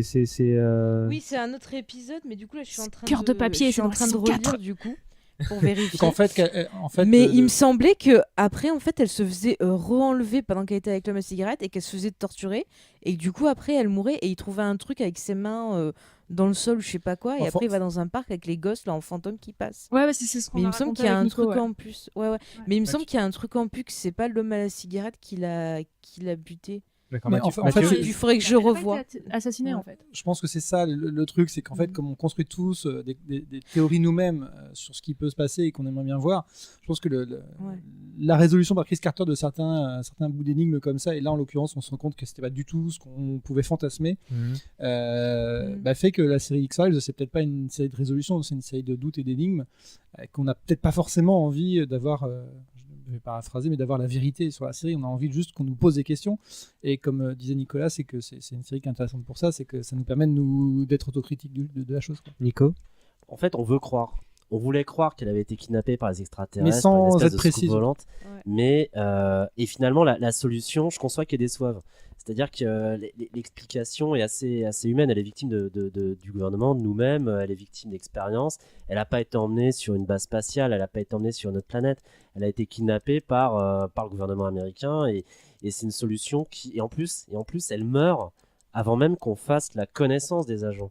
Et c'est d'autant plus frustrant pour le public. Pour moi, ça a été extrêmement frustrant, même si l'épisode, je l'ai trouvé très beau. En plus, il y avait il y avait Anthony Heald qui joue le Dr. Chilton dans Le Silence des Agneaux, je crois, qui jouait dans cet épisode-là. Et c'était un second rôle remarquable, pour revenir à la question des second rôles. Mais on voulait croire, précisément. Sauf que les faits de l'épisode se sont retournés contre cette croyance. Donc on a été un peu déçus. Pour citer Hitchcock, plus grand le mystère, plus décevant et la solution. Quoi. Ah bon. C'est Moi là, personnellement j'ai bien aimé. Mais en fait, c'était surtout là pour apporter une fin à Mulder, une fin de sa C'est ça. quête, vu qu'il devait partir. C'est ça, ouais. C'est ça Et exactement. du coup, ce que c'est j'allais dire. con de l'avoir fait revenir en fait parce que son histoire a été finie quoi. Mathieu. C'est là où c'est compliqué en termes de paranoïa et de théorie du complot, d'arriver au bout de 9 saisons, enfin en tout cas de la saison 7 à la saison 9, et d'essayer de résoudre des choses. Forcément, je pense que c'est là où ça divise beaucoup, mais c'est ce qui fait aussi de la série un objet de débat, et c'est pour ça qu'on est notamment là aujourd'hui, quoi. Alors, on est très près du gong, mais pour autant, on n'est pas loin des sujets qu'on va évoquer et de mon petit conducteur. Ce que je vous propose, c'est que j'ai encore 2-3 questions thématiques et je vais les faire dans l'ordre. Donc, je commence par Faye, puis je termine jusqu'à Nico. Je vais vous demander ce que vous pensez de 3 sujets. D'abord, les spin-offs Land Gunmen et Millennium. Faye. Alors, Land Gunmen, j'ai pas du tout accroché. J'ai trouvé les histoires, pas super bien écrites. En plus, en France, c'était assez dur pour le voir parce que c'était France 2 qui avait racheté ça et qui passait ça en pleine nuit. Donc, c'était un peu compliqué. Et Millennium, j'aimais bien les premières saisons. Après la fin, c'est un peu parti en sucette, mais il y avait un bon casting. Il y avait Lance Henriksen, il y avait aussi c'est celui qui joue Locke, je ne retrouve plus son nom dans Lost. Je retrouve plus son nom. Terry O'Quinn, voilà, c'est ça. Il avait une belle moustache d'ailleurs, et voilà. Enfin, j'aimais bien. Il y avait le côté justement pareil, un peu paranoïaque, des histoires de complot. Enfin, ça partait dans plein de choses. Il y avait un côté un peu survivaliste. Enfin, il y avait des idées intéressantes, mais la fin est partie en sucette, donc c'est dommage. Soyuz. Moi, j'ai pas vu Millennium, mais je pensais que c'était une autre série de Chris Carter qui avait été annulée, donc du coup, il avait fait la résolution dans X-Files. C'est comme ça qu'on peut considérer que ça fasse partie du même univers, en fait. Donc moi, j'ai juste vu l'épisode dans X-Files. Lone Gunman, je les ai regardés, mais c'était je les avais regardés en VO sans sous-titres à une époque où je maîtrisais pas très bien l'anglais. Donc du coup, les scénarios, je m'en souviens plus du tout. Mais par contre, rien que pour les Lone Gunmen, ils seront toujours dans mon cœur. Oui, ça se regarde rapidement. Arnold. Je n'ai fini ni l'une ni l'autre série. Autant j'adore les Lone Gunmen dans des épisodes d'X-Files comme ça où ils apparaissent de façon un peu sporadique. Mais alors la série en soi m'a pas marqué. Je serais même pas foutu de te reciter un scénario. Quant à Millennium, j'avais regardé la première saison. Je crois qu'il m'avait bien plu. J'ai jamais insisté parce que c'était une question de timing. Mais je crois que j'y reviendrai très prochainement. En tout cas, parce que j'adore Lance Henriksen. Pareil, moi, Millennium, j'ai vu que je crois que j'en ai vu beaucoup, mais ça m'avait pas marqué. Par contre, j'appréciais beaucoup la teneur beaucoup plus sombre, un petit peu plus violente et sans concession de la série. Lone Gunmen, j'ai vu, mais c'était assez anecdotique. Ça rappelle aussi 2 choses. Il y a un épisode flashback dans X-Files qui est fantastique avec eux, qui raconte un peu leur genèse et tout. C'est assez fandard. Et ça fait partie des. Enfin, de toute façon, c'est des personnages qui ont provoqué le plus d'absurde dans la série. C'était assez jouissif. Et j'ai oublié le reste, mais ça rappelle aussi que Chris Carter a lancé beaucoup de séries qui se sont arrêtées très très vite. Archrim ou des choses comme ça qui étaient assez fantastiques. Le truc qui vient de repopper d'un coup là. Archrim, le royaume. avec c'est en réalité virtuelle un peu. Et en fait, faut se rappeler que Chris Carter a lancé beaucoup de projets qui n'étaient pas forcément voués au succès. C'était pas lui, Space 2063. Space and Beyond en VO. Je ne crois pas. C'était des scénaristes, je crois. Les Morgan, non Glenn Morgan, et James Fong, je crois. Je suis pas sûr. Mais Chris Carter, mais depuis la fin de X-Files d'ailleurs, a aussi essuyé pas mal d'échecs. Tu m'étonnes. J'ai quasiment pas vu Millennium, ça m'a pas trop intéressé. Lone Gunmen, j'ai vu 2 ou 3 épisodes notamment qui avaient prédit le World Trade Center, puisqu'il y a un épisode où la conspiration prend le contrôle d'un avion qui doit se crasher sur une des 2 tours de New York. C'est une manière de répondre à tous ces cadres officiels du gouvernement américain qui ont dit la main sur le cœur, un tel événement était imprévisible, donc on a pris aucune mesure pour y parer. Bah si, il était... en tous les cas, des scénaristes d'une série comme X-Files ont été capables de prédire cet événement-là. Mais c'est pas des séries que j'ai énormément regardées. En revanche, j'ai vu pas mal de séries dérivées de l'univers d'X-Files comme le Caméléon ou même Dark Skies. Alors c'est inégal ou quoi que ce soit. Moi, pareil, Millennium moyen, ça m'intéresse. Pourtant, Lance Henriksen, hein, tu l'as dit, fait charisme, un niveau over 9000. Pour autant, moi, j'ai bien aimé Lone Gunmen. Je me souviens parce que autre anecdote de téléchargement, je me suis rendu compte qu'on pouvait télécharger de la VF à ce moment-là. Et du coup, parce qu'il y avait les voix françaises que tu aimais bien. Et du coup, alors que j'avais vraiment abandonné X-Files, j'avais voulu regarder l'épisode où on leur dit au revoir et quand ils meurent. Et j'avais vraiment été ému parce que tu te rends compte que c'est des personnages secondaires, voire tertiaires. Et en fait, ils ont été importants pour toi. Et moi, j'ai vécu dans le déni. J'ai même pas cru à leur mort. Pour moi, ils allaient sortir de terre ou je sais pas quoi, et je vois l'épisode qui s'achève comme ça, et j'ai vécu j'y croyais pas. C'était inconcevable. On a évoqué les films, du coup je vais vous demander à tous, vous en êtes de la série, est-ce que vous avez vu les saisons 10 et 11, qu'est-ce que vous en pensez? Faye? Alors, je suis à jour. J'ai vu la saison 10. On ne spoil et pas, 11. par contre, là, on est d'accord. Non, je ne vais pas spoiler. La saison 10, j'étais contente de les revoir, mais l'aspect mythologique, c'est juste du grand n'importe quoi. Donc, je pensais sur la saison 10 que c'était parce que la Fox, ces vilains, avaient commandé très peu d'épisodes et que du coup, Carter essayait un peu de faire venir un nouveau public tout en essayant de garder les anciens. Mais quand j'ai vu le premier épisode de la saison 11, j'ai eu envie de me pendre parce qu'il y avait une chose qui a été révélée qui était aberrante. Cependant, dans la saison 11, je vais garder le dernier épisode qui a été diffusé pour l'instant, là ils sont en pause, qui était assez riche en émotions et qui a permis de réhabiliter James Wan, qui était quand même un des grands scénaristes d'X-Files, mais qui s'est perdu avec des films comme The One ou Dragon Ball Evolution. Tu parles du Donc 5 déjà ou au du moins 5? un bon côté de la saison 11. Et Tu oui, parles un de bon côté l'épisode de la 5? saison 11. Ouais, le dernier qui a été diffusé. Il y en a, le c'est. 6ème de saison a été diffusé. Le 6ème, oui. Ah ouais. Je sais plus, ouais, ça va être le 6. Et il était bien. Il y avait un autre épisode aussi que j'ai bien aimé dans la saison. Après, il y a des choses qui m'ont gêné au niveau de la relation Mulder et Scully. Mais je trouve que Chris Carter, il a perdu quelque chose. En fait, les épisodes qui sont intéressants dans ces saisons-là, c'est les épisodes où il n'est pas là, où il n'a pas fait le scénario et où il réalise pas. Dès qu'il est là, c'est une catastrophe. Donc je suis super déçue, quoi. Alors moi j'ai juste vu la saison 10, donc pareil que Faye, j'étais j'étais à la fois très contente de les retrouver et en même temps j'étais un peu sur la défensive et tout. Le premier épisode je l'ai trouvé, j'ai envie de l'aimer mais en même temps je le trouve pas terrible et j'ai vraiment reproché l'absence des thèmes musicaux des saisons précédentes et un truc qui m'a énormément déçu, c'est qu'on avait l'impression qu'ils savaient plus comment écrire un épisode d'X-Files. On retrouvait plus le plot A, le plot B, on retrouvait plus des personnages, comme je disais, les personnages tertiaires de One Shot qui avaient une épaisseur. Là, on retrouvait plus du tout. Les épisodes, ils étaient ni linéaires, ils étaient longs. Enfin, je me suis dit, mais t'as oublié comment on écrit un épisode ou quoi, Chris? Et j'ai pas vu la saison 11. Arnold? Je crois que le consensus est clair autour de la saison 10. Je serais déçu. Après, je pars du principe qu'il vaut mieux un peu de X-Files que pas d'X-Files du tout. Donc, en partant de là-dessus, oui, 6 épisodes, c'est un format beaucoup trop court, absolument pas adapté à reprendre la dynamique à laquelle on avait l'habitude avec les saisons précédentes. Saison 11, je suis à jour. Pour l'instant, c'est un peu mitigé.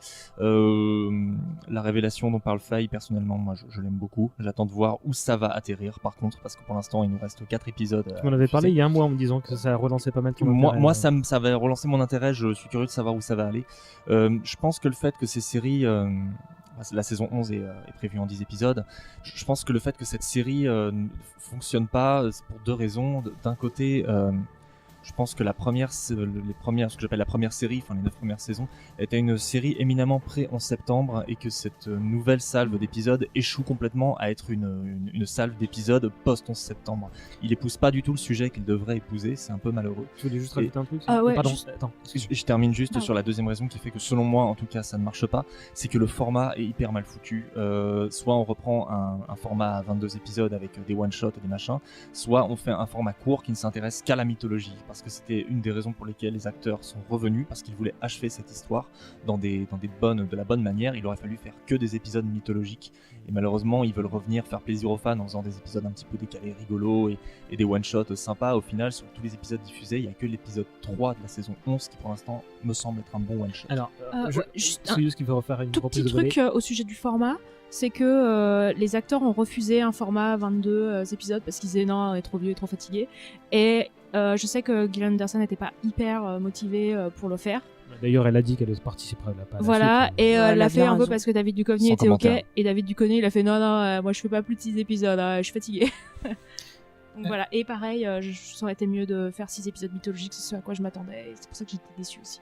Mathieu. Alors moi je vais prendre un peu le contre-pied, je suis assez d'accord en fait, donc du coup on sent quand même que 6 épisodes pour la saison 10 c'est très bancal, très maladroit et Chris Carter fait l'erreur à mon sens de vouloir transformer effectivement X-Files en une série post-11 septembre éminemment politique où il intègre des youtubeurs, internet, les médias, le gouvernement etc. qui qui veulent pour chambouler un peu le jeu et oublient un peu l'ADN même de sa série qui aurait suffi juste à relancer l'intérêt de manière un peu plus à droite.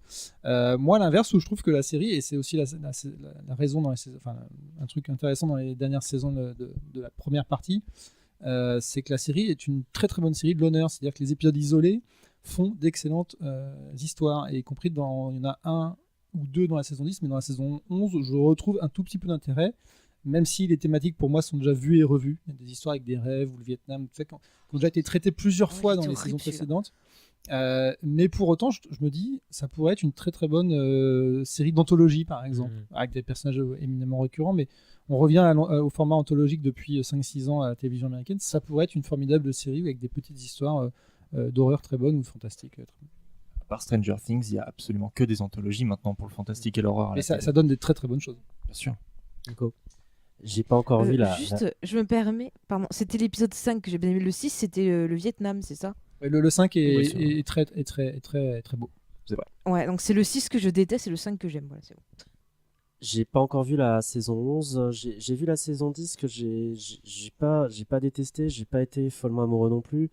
Je trouvais que l'épisode 1 de la saison 10 qui nous raccrochait avec X-Files au bout de plusieurs années de pause, que les 15 premières minutes de cet épisode étaient excellentes, c'est-à-dire j'ai trouvé que c'était à chier. Non, parce que on confrontait en fait l'impact des théories du complot propagées par X-Files sur notre réalité, et on se rendait compte que ces théories du complot avaient connu une inflation terrible, au point même qu'elles avaient réussi à enrichir plusieurs escrocs, dont le personnage qui était joué par le type qui jouait dans Community. Joel McHale. Voilà. Et je trouvais que pendant un quart d'heure, ça débutait plutôt bien, jusqu'à une révélation sur le complot qui, là encore, et là j'avais l'impression de revivre ce que j'avais vécu à la fin de la saison 4, à savoir une fausse révélation complètement débile qui remet en cause profondément les croyances de Mulder, et que j'ai trouvé totalement invraisemblable, totalement incohérente, et finalement qui a plombé le reste de l'épisode. En revanche, les Looners, les épisodes isolés, avec le monstre de la semaine, je les ai adorés. Tous d'ailleurs. Notamment l'avant-dernier qui s'inscrit dans un contexte politique 11 septembre sur la question de la liberté d'expression aussi. Celui avec les terroristes. C'est ça. Ah, je l'ai trouvé nul à chier. J'ai bien aimé. J'ai bien aimé, moi. J'ai bien aimé précisément pour l'aspect politique des choses. Après, je dis pas qu'il était bien construit, mais je suis hyper mon public là-dessus. Et puis aussi pour l'apparition de l'actrice Lauren Ambrose qui jouait l'agent Einstein, en fait. Je trouvais assez sympa qu'on tombe sur un personnage de Six Feet Under. Mais pour le reste, voilà, bon, c'est pas une saison qui m'a paru exceptionnelle, mais pour reprendre ce qui a été dit, un X-Files moyen, c'est mieux que pas d'X-Files du tout, à mon sens. Mathieu. Et juste pour finir là-dessus, et je suis assez d'accord avec ça, mais on oublie de signaler qu'il n'y a pas que Chris Carter dans X-Files, et qu'il y a aussi des très très bons auteurs et très très bons réalisateurs, et notamment dans les 2 saisons de reboot, Glenn Morgan, James Wong, ou d'autres d'ailleurs, mais qui montrent que sur certains épisodes, il y a vraiment des auteurs qui ont su émerger avec la série, mais qui ont aussi participé de manière très très active et brillante à certains épisodes. Moi, j'ai pas encore regardé la saison 11, mais je me la ferai certainement. Même avis sur vous, j'ai globalement bien aimé les Loners, pour pas dire adoré. Je pense que celui sur l'humain-garou c'est vraiment génial, ça. Fun, mais encore structure narrative à chier, quoi. Ouais, mais pour le coup, ça passait très bien parce que c'était une parodie avec le curseur au maximum, tu vois. Ça manquait d'un plot B. Il y a des parodies fascinantes dans X-Files. Ouais, elles sont géniales. Le grand mutato. L'épisode où le Seigneur du magma. Il refont une série télé sur. Un des meilleurs épisodes. C'est vrai. Je vais. Et oui, du coup, et pareil, moi, le premier épisode et le dernier épisode de la 10, donc les épisodes mythologiques, je comprenais pas qu'après presque 10 ans d'ancienneté, on dise ouais, non, c'est bon, ils sont retour au FBI. C'est normal. Juste pour vous guider là-dessus, la saison 11, le début et la fin, c'est My Struggle, part 3 et 4. Donc les mecs continuent leur truc. D'accord. Donc j'espère que la 11 partira sur de meilleurs rails et que on sait pas si par contre si c'est fini encore ou... Anderson a dit qu'elle arrêtait donc. Ouais, mais est-ce que ça veut dire que ça continue sans elle ou est-ce que ça veut dire que il y avait deux jeunes acteurs du FBI en saison 10 qui étaient supposés être là pour prendre la relève, mais le charisme n'était pas là. Mais Carter, un coup il dit j'arrête si elle le fait pas, et un autre coup il dit oh bah je continue si elle le fait pas quand même. Donc aucun sens de faire ça. Ouais, argent, ça a aucun sens de faire ça sans Scully, sans voilà. Ouais, on verra bien. Bon, on sera fixé. Il y a bien un moyen de poursuivre. Il y en a bien un, mais je peux pas spoiler. Mais il y en a bien un, mais il faudra achever alors avec la série avec ça. On verra bien ce qui sera dans les prochaines semaines parce que ça va arriver vite. Maintenant, si l'épisode 6 est arrivé, donc on a encore il reste 4 épisodes. Deux questions pour conclure. Tu voulais évoquer ça, Nico. Les séries qui, selon vous, se sont imprégnées des X-Files et qui méritent d'être vues. Alors, par contre, on essaie d'être rapide. Nico? Alors les séries qui méritaient d'être vues, pas forcément Dark Skies qui reprenait la mythologie de la conspiration, mais expliquait tout de suite, révélait tout de suite la vérité. D'ailleurs, un des personnages disait la vérité est au fond du couloir, porte à droite, troisième porte à droite. C'était dès le pilote. Mais je pense à une série des années 90 qui est peut-être oubliée de nos jours. Vous pouvez la trouver en VF sur YouTube en qualité d'image assez pauvre. C'était L'homme de nulle part de Nowhere Man, qui pour le coup, pour moi, est le meilleur épigone d'X-Files qui a jamais été produit, à savoir une série basée sur une paranoïa totale, un type normal comme vous et moi dont l'identité est effacée du jour au lendemain par une mystérieuse organisation qu'on soupçonne d'appartenir à une branche secrète du gouvernement. Et cette série de 24 épisodes n'a pas été reconduite pour une deuxième saison, malheureusement. Reprenait à fond la mythologie conspirationniste, paranoïaque, annonçait même ce que serait l'Amérique post-11 septembre. À noter également sur cette série, c'est qu'elle était... sa bande-son avait été composée par Mark Snow. Et moi, j'avais vraiment l'impression, en voyant cette série-là, d'avoir affaire à un spin-off d'X-Files. Bien meilleur que les autres séries de Chris Carter ou quoi que ce soit. Donc, en tout cas, voilà, je pense que cette série vaut le détour. Mais alors, par contre, pour la dégoter en ligne, c'est pas forcément facile. Allez voir sur YouTube, il y a des types qui les ont mis en ligne, les épisodes en VF. Tu m'en avais déjà parlé il y a quelques années. Quelqu'un veut proposer une série? À tout le monde. D'accord, attends. Moi, je veux bien, sinon. Vas-y, fais. Ouais, moi je proposerais Supernatural. Alors je vais vous dire pourquoi. Parce que déjà, sur cette série, il y a le regretté Kim Manners qui a travaillé dessus, qui était quand même un des grands réalisateurs de X-Files. Et on retrouve beaucoup au niveau de la photographie, on retrouve beaucoup dans la structure des épisodes. On a tout ce qui est les épisodes de Freak of the Week, on a beaucoup de choses qui me font penser à X-Files. Et on a aussi ce côté autodérision, la série se moque d'elle-même. Et moi je trouve que c'est une série qu'il ne faut pas sous-estimer, Supernatural, même si ça passe sur la CW. Il y a vraiment des épisodes très très sympas et on retrouve le côté tandem qui mène des enquêtes, qui sont sur la route. Et comme je vous dis, toute la photographie, je crois que c'est même tourné à Vancouver. Donc, je crois que c'était la tienne aussi. C'est exactement le début de la saison de la série est plutôt sympa jusqu'à la saison 5-6, exactement comme dans X-Files. Et t'as énormément de références à X-Files, au point où quand j'ai regardé la première saison, tous les épisodes je disais ça c'est dans X-Files, ça c'est dans X-Files, ça c'est dans X-Files. On retrouve, il y a William B. Davis qui joue dedans. Dans le premier épisode on voit on a Skinner qui fait le grand-père. Le grand-père. Je crois qu'il y a un épisode où t'as en fond, on voit la sœur de Mulder, où j'étais quoi, qu'est-ce qui se passe? Enfin bref, mais c'est vrai que la série est sympathique. Bon, ça part dans le n'importe quoi parce que eux ils ont vachement eu plus de saisons et qu'ils ont eu le temps de se perdre au moins 10 fois. Et pareil, on retrouve le côté. Ils ont pas mal de scénaristes en commun aussi avec X-Files, des producteurs en commun. Et donc c'est pour ça aussi que je pense à ça.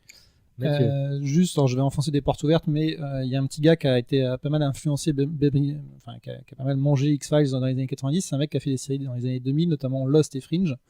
Et pour le coup, Fringe, on y croyait tous. On était un peu en mode, on va faire un truc, ça va ressembler à du X-Files, ça va durer et tout. Puis ça a replongé assez rapidement. Quand même 4-5 saisons, je sais plus. 5. Donc on a quand même une bonne mythologie, mais Fringe a beaucoup joué sur ces clins d'œil à X-Files.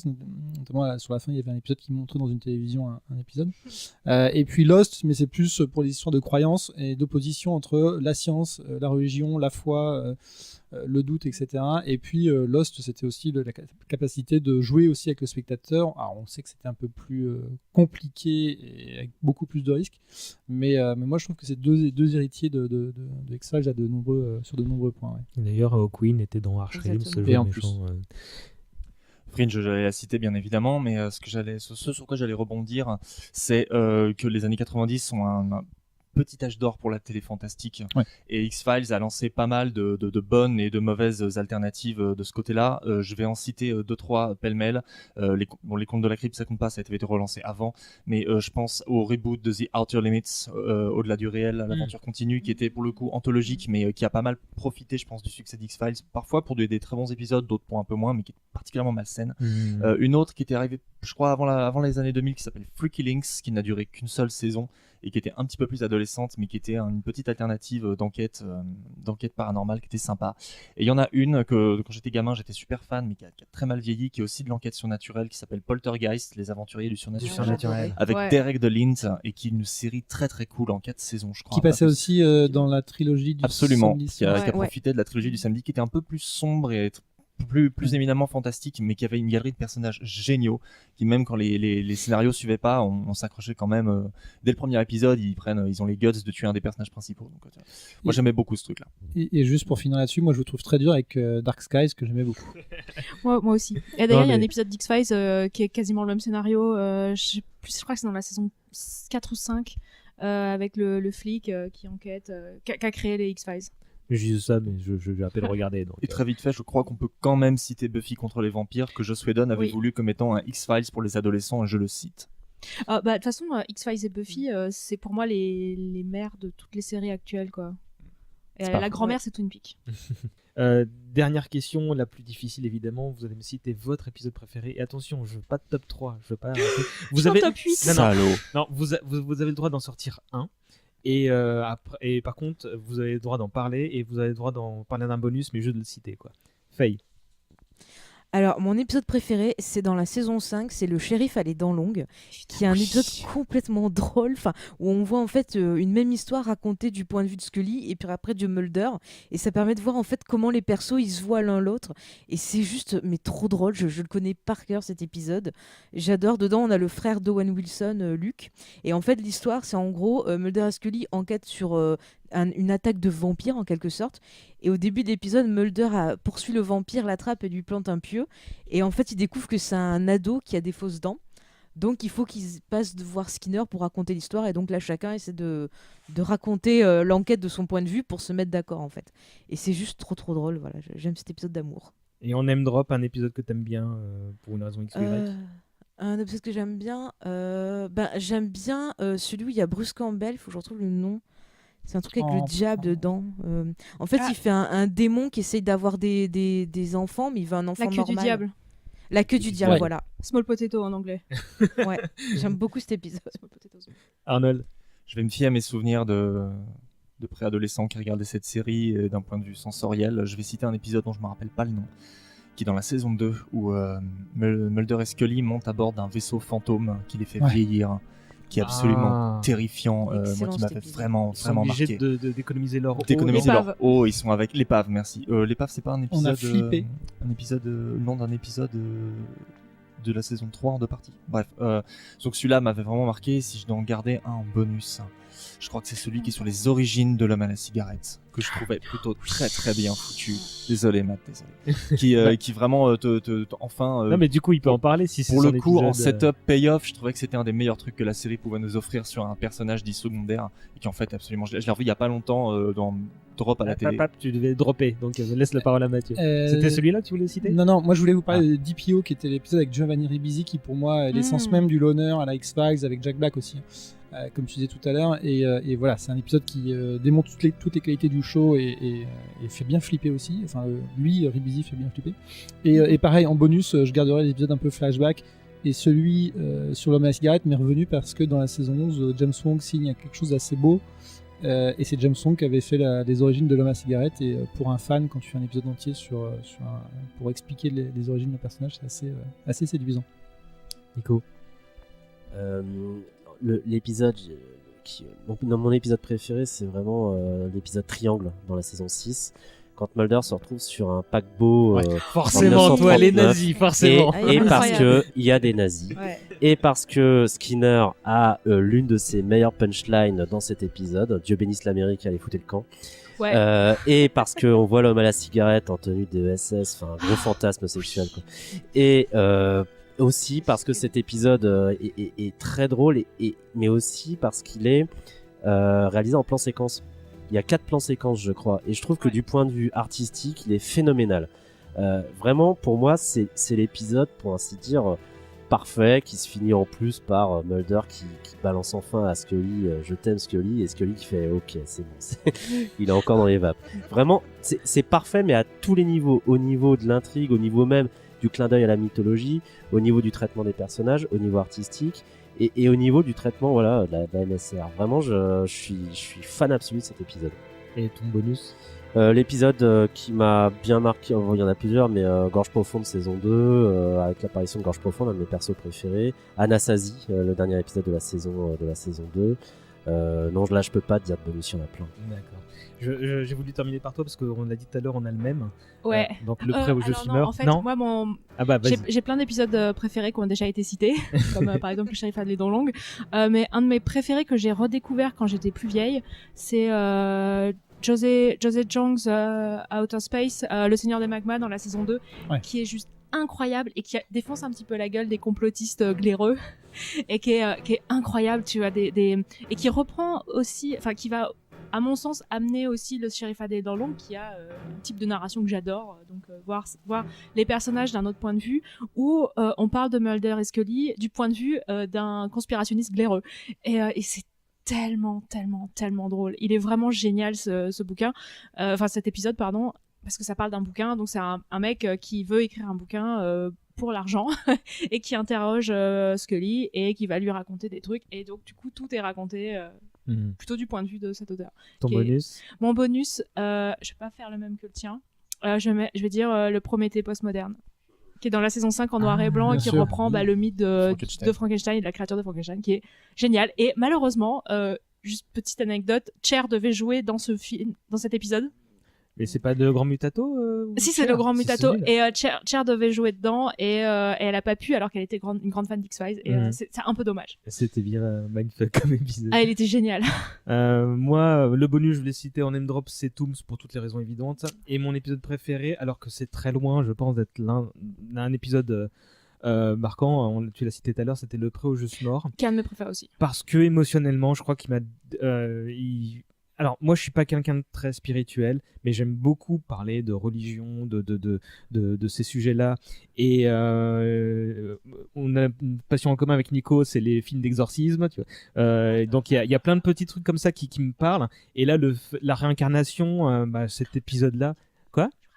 D'accord. Franchement... le sujet en lui-même était intéressant, et surtout la manière dont était apportée la thématique par l'actrice qui change plusieurs fois de personnalité, qui indique à Mulder que je connais l'endroit où tu es mort. Et tu vois que Mulder, il est complètement déboussolé, que ce mec qui est habitué à avoir des révélations dans tous les sens, à vouloir croire à tout ce qui est possible, et ben là il découvre une espèce de terra incognita, un nouveau champ possible, et tu vois qu'il est déboussolé, et t'as juste envie de le prendre dans les bras. Et à côté de ça, la thématique de l'épisode était vraiment forte. Tu voulais dire un peu? En fait, cet épisode-là, il est inspiré d'un fait divers des années 90, qui est la secte des Davidiens.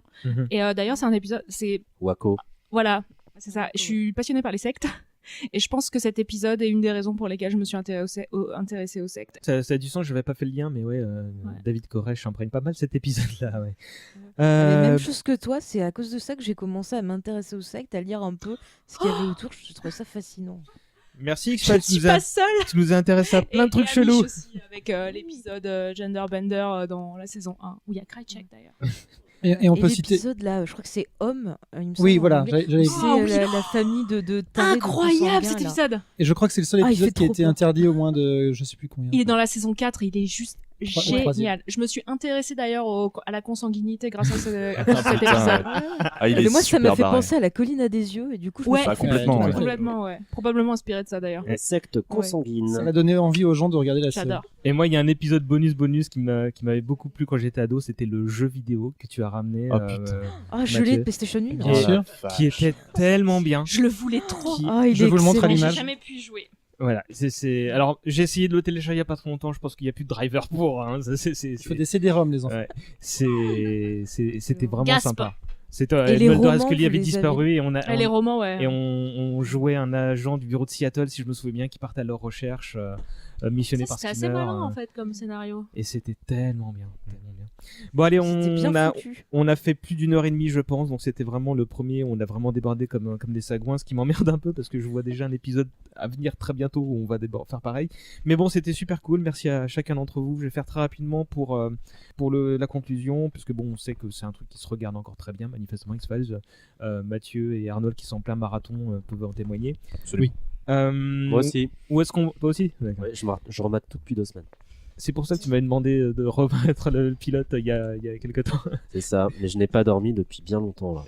Et c'est extraordinaire à revoir, je trouve vraiment c'est une série qui gagne à être vue et qui gagne à être vue par une nouvelle génération. Je suis pas dans la merde parce qu'on a commencé un marathon Buffy et là j'ai envie de remettre. Bon bref. Soyouz, où est-ce qu'on te retrouve? Alors, moi, on me retrouve un petit peu partout. J'ai une page web, sur Facebook, qui s'appelle Soyouz. Et sinon, on peut me retrouver, je suis la scénariste d'un webcomic qui s'appelle Joe. Facile à trouver, il suffit de taper Joe Webcomic sur Google. Et en plus, avec ma camarade qui dessine, on a sorti les versions papier. Cool. Et ouais. C'est nouveau ça? C'est tout nouveau. Ouais, parce que c'était pas le cas quand t'étais venu la dernière fois. Cool. Ouais. Arnold. Ben moi, on peut me retrouver sur ma page consacrée au cinéma et à la littérature fantastique, La Grande Entrée, donc sur YouTube, où les vidéos se postent au fur et à mesure, au compte-gouttes, mais ça se fait. Sur Facebook également, et mes articles sur la pop culture se trouvent sur superpouvoir.com. Voilà. Mathieu? Alors moi on me retrouve sur deux choses, le podcast évidemment Happy Hour by CloneWeb qui est diffusé tous les mois et on reçoit notamment César et d'autres éminentes personnalités. Je ne suis venu que 4 fois. Voilà, exactement. Je la main ça fait 2 ans qu'on est très fiers d'avoir lancé ça et surtout moi ça fait une quinzaine d'années que j'écris pour onlike.net qui est un blog pop culture et notamment depuis 2 ans j'ai écrit des articles sur X-Files où je recense tous les épisodes. Donc si jamais vous avez un trou de mémoire ou que vous avez envie de commencer par pas forcément le premier épisode, vous pouvez venir lire les articles. Il y a 7 saisons, enfin 8 saisons avec la 10 qui sont chroniquées et vous aurez chaque épisode avec mes petites impressions à chaque fois. Bah, j'espère bien que tu allais venir dessus quand même parce qu'on l'avait pas cité plus tôt. Et allez écouter l'Happy Hour parce que c'est très certainement le meilleur podcast de pop culture du moment. Nico en librairie, toujours. Si vous voulez vous déprimer, regardez pas de fiction justement, mais des guerres qui ont réellement existé. La guerre germano-soviétique chez Talandier, l'affrontement Hitler-Staline, et la guerre du Pacifique, toujours chez Talandier. J'ai commencé à écrire et je vais continuer d'écrire pour le site Conspiracy Watch, alors qui ne surveille pas les complots mais qui débunk les théories du complot. Notamment, je vais essayer de publier plusieurs articles pour ce site qui a vocation à lutter contre le conspirationnisme, cette espèce d'idéologie de mode de pensée qui tente d'expliquer le monde sous le biais de théories du complot. Donc tu vas expliquer aux gens sur internet pourquoi ils ont tort, t'as pas fini. Oh non. C'est ta femme qui va être contente. Oui. Faye. Oui, alors moi si vous voulez retrouver un peu tout ce que je fais, je vous conseille d'aller sur notre page Facebook qui s'appelle James et Faye. Sinon vous pouvez m'écouter dans l'émission Geek en série qui est un lundi sur 2 où je parle de séries d'hier et d'aujourd'hui. On essaie de réfléchir autour, de se poser des questions sur pourquoi on les regarde, pourquoi on est accro. Et puis par rapport à X-Files, si ça vous intéresse, sur ma chaîne YouTube, donc James et Faye, on avait fait un Geek en série version vidéo sur X-Files. Donc si ça vous intéresse, regardez un peu plus. Très très bon, merci. Voilà. Nicolas vu apparemment. Merci Faye, merci à tout le monde, Nico, Mathieu, Soyouz, Arnold, c'était une super émission. Je vais conclure en vous disant, moi aussi, il y a un autre podcast qui s'appelle Hommage Collatéral. On a fait un super double émission sur Alan Moore dernièrement. Avec ma coloc. Avec la coloc de Soyouz. D'ailleurs, je ne sais pas qui a dit du mal dans Hommage Collatéral de Scully, mais je vais te retrouver et brûler ta bagnole. J'étais très choqué, j'ai arrêté mon ordinateur. Et tu n'auras jamais existé. Ça se trouve, c'était elle. Allez, on se quitte en musique. Je suis pas allé chercher bien loin. J'ai une suggestion, moi. Vas-y, dis. C'est la chanson qu'écoute Dwayne Berry quand il a Scully dans son coffre. Red Right Hand. De Nick Cave and the Bad Seeds. Ah oui, mais ça c'est pour un Peaky Blinders. Voilà, ça c'est générique. Ouais, Sinon, mais... tu peux mettre Frenzy qui vient de l'épisode de La Sirène du Pacifique et qui est chantée par Screaming Jay Hawkins. I Put a Spell on You. Écoute, moi j'avais prévu un truc beaucoup moins funky qui était la version Dream de générique par Mark Snow. Et j'adore. Please don't. Elle est trop bien. Non, elle est trop bien en plus. Elle est vachement bien. Je vais faire d'une pierre deux coups. Je vais faire insérer vos propositions et caser celui-là. Ça s'écoute. Je m'attendais à ce que ce soit... et finalement, ça se réécoute un petit peu. Je pense que c'est une affaire de nostalgie mal placée. Exactement. Allez, on vous fait des bisous. On vous donne Merci rendez-vous beaucoup. dans 2 ou 3 semaines. Et d'ici là, s'il vous plaît, vous savez comment ça marche. Vous allez voter, vous allez commenter le podcast sur Apple Podcast ou sur l'agrégateur de votre choix. Vous partagez, vous en parlez autour de vous. Ce serait sympa. Et on se revoit pour parler de Jurassic Park. Et là, les gens font oh putain. Gros bisous les enfants, à bientôt. Au revoir. Merci César. Merci.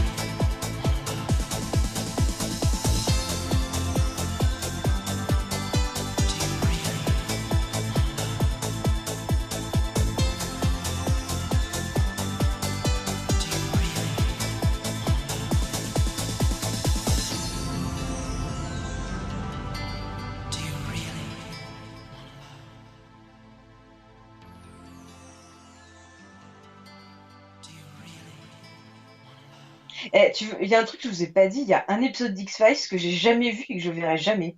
C'est quoi? Parce que je crois que c'est dans la saison 6, c'est un épisode où il y a que des serpents. Et j'ai une grosse phobie. Et en fait, mon père m'a dit ne regarde jamais parce que tu vas mourir. Et du coup, j'ai l'épisode, mais je ne l'ai jamais regardé. Ah, c'est con, ça aurait fait une anecdote sympa. Bah attends, on enregistre encore, je vais l'intégrer ça du coup. Ça fera un bonus parfait.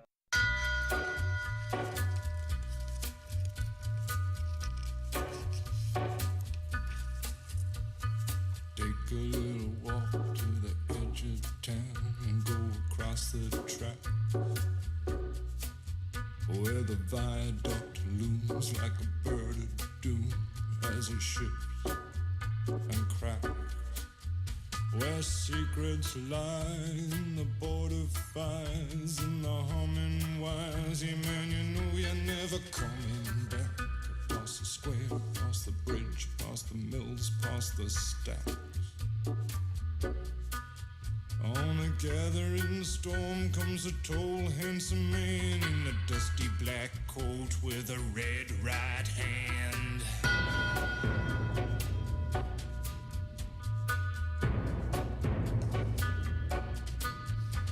He'll wrap you in his arms, tell you that you've been a good boy.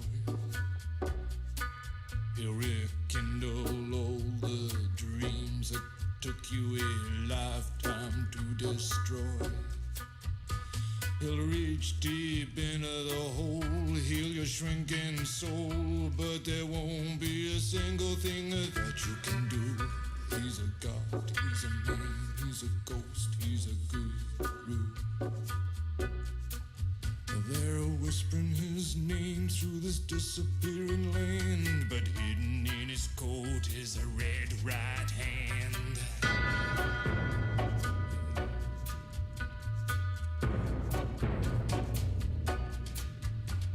You don't owe no money, get you some. You don't have no car, get you one. You don't have no self-respect, you feel like an insect. Well, don't you worry, buddy, cause here he comes through the ghettos and the barrio and the barry and the slum.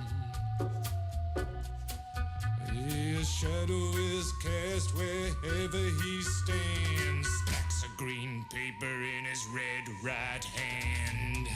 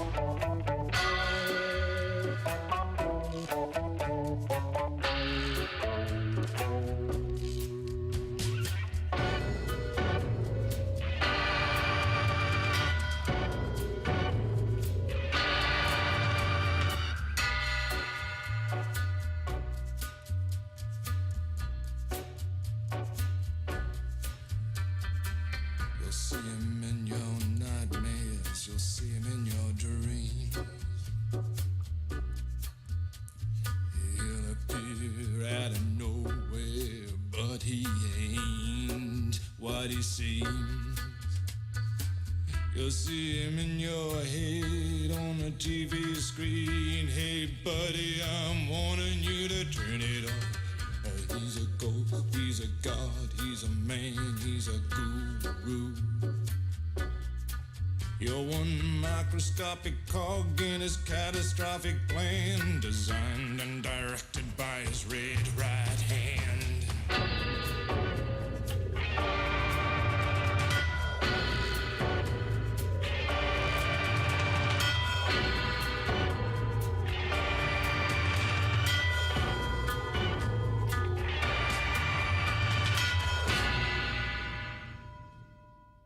Et c'est marrant parce que je m'attendais vraiment à ce qu'on ait les mêmes épisodes préférés. Non. Bon, non, finalement, non, j'avais plutôt les mêmes que. Il y en a tellement, il y a 202 épisodes. En fait. Mais ouais, mais il y en a tellement C'est qui pas sont possible. au-dessus, quoi. Je pense qu'on se serait plus répandu là-dessus si on n'avait pas Tu vois, dépassé. par exemple, le Seigneur du Magma, fait j'aurais pu le dire en bonus, mais tellement il est bon, quoi. Tellement c'est la réflexion, elle est poussée sur tout. Incroyable, Enfin, il est super drôle. Bon, on boit un coup. Ouais, grave. Ouais.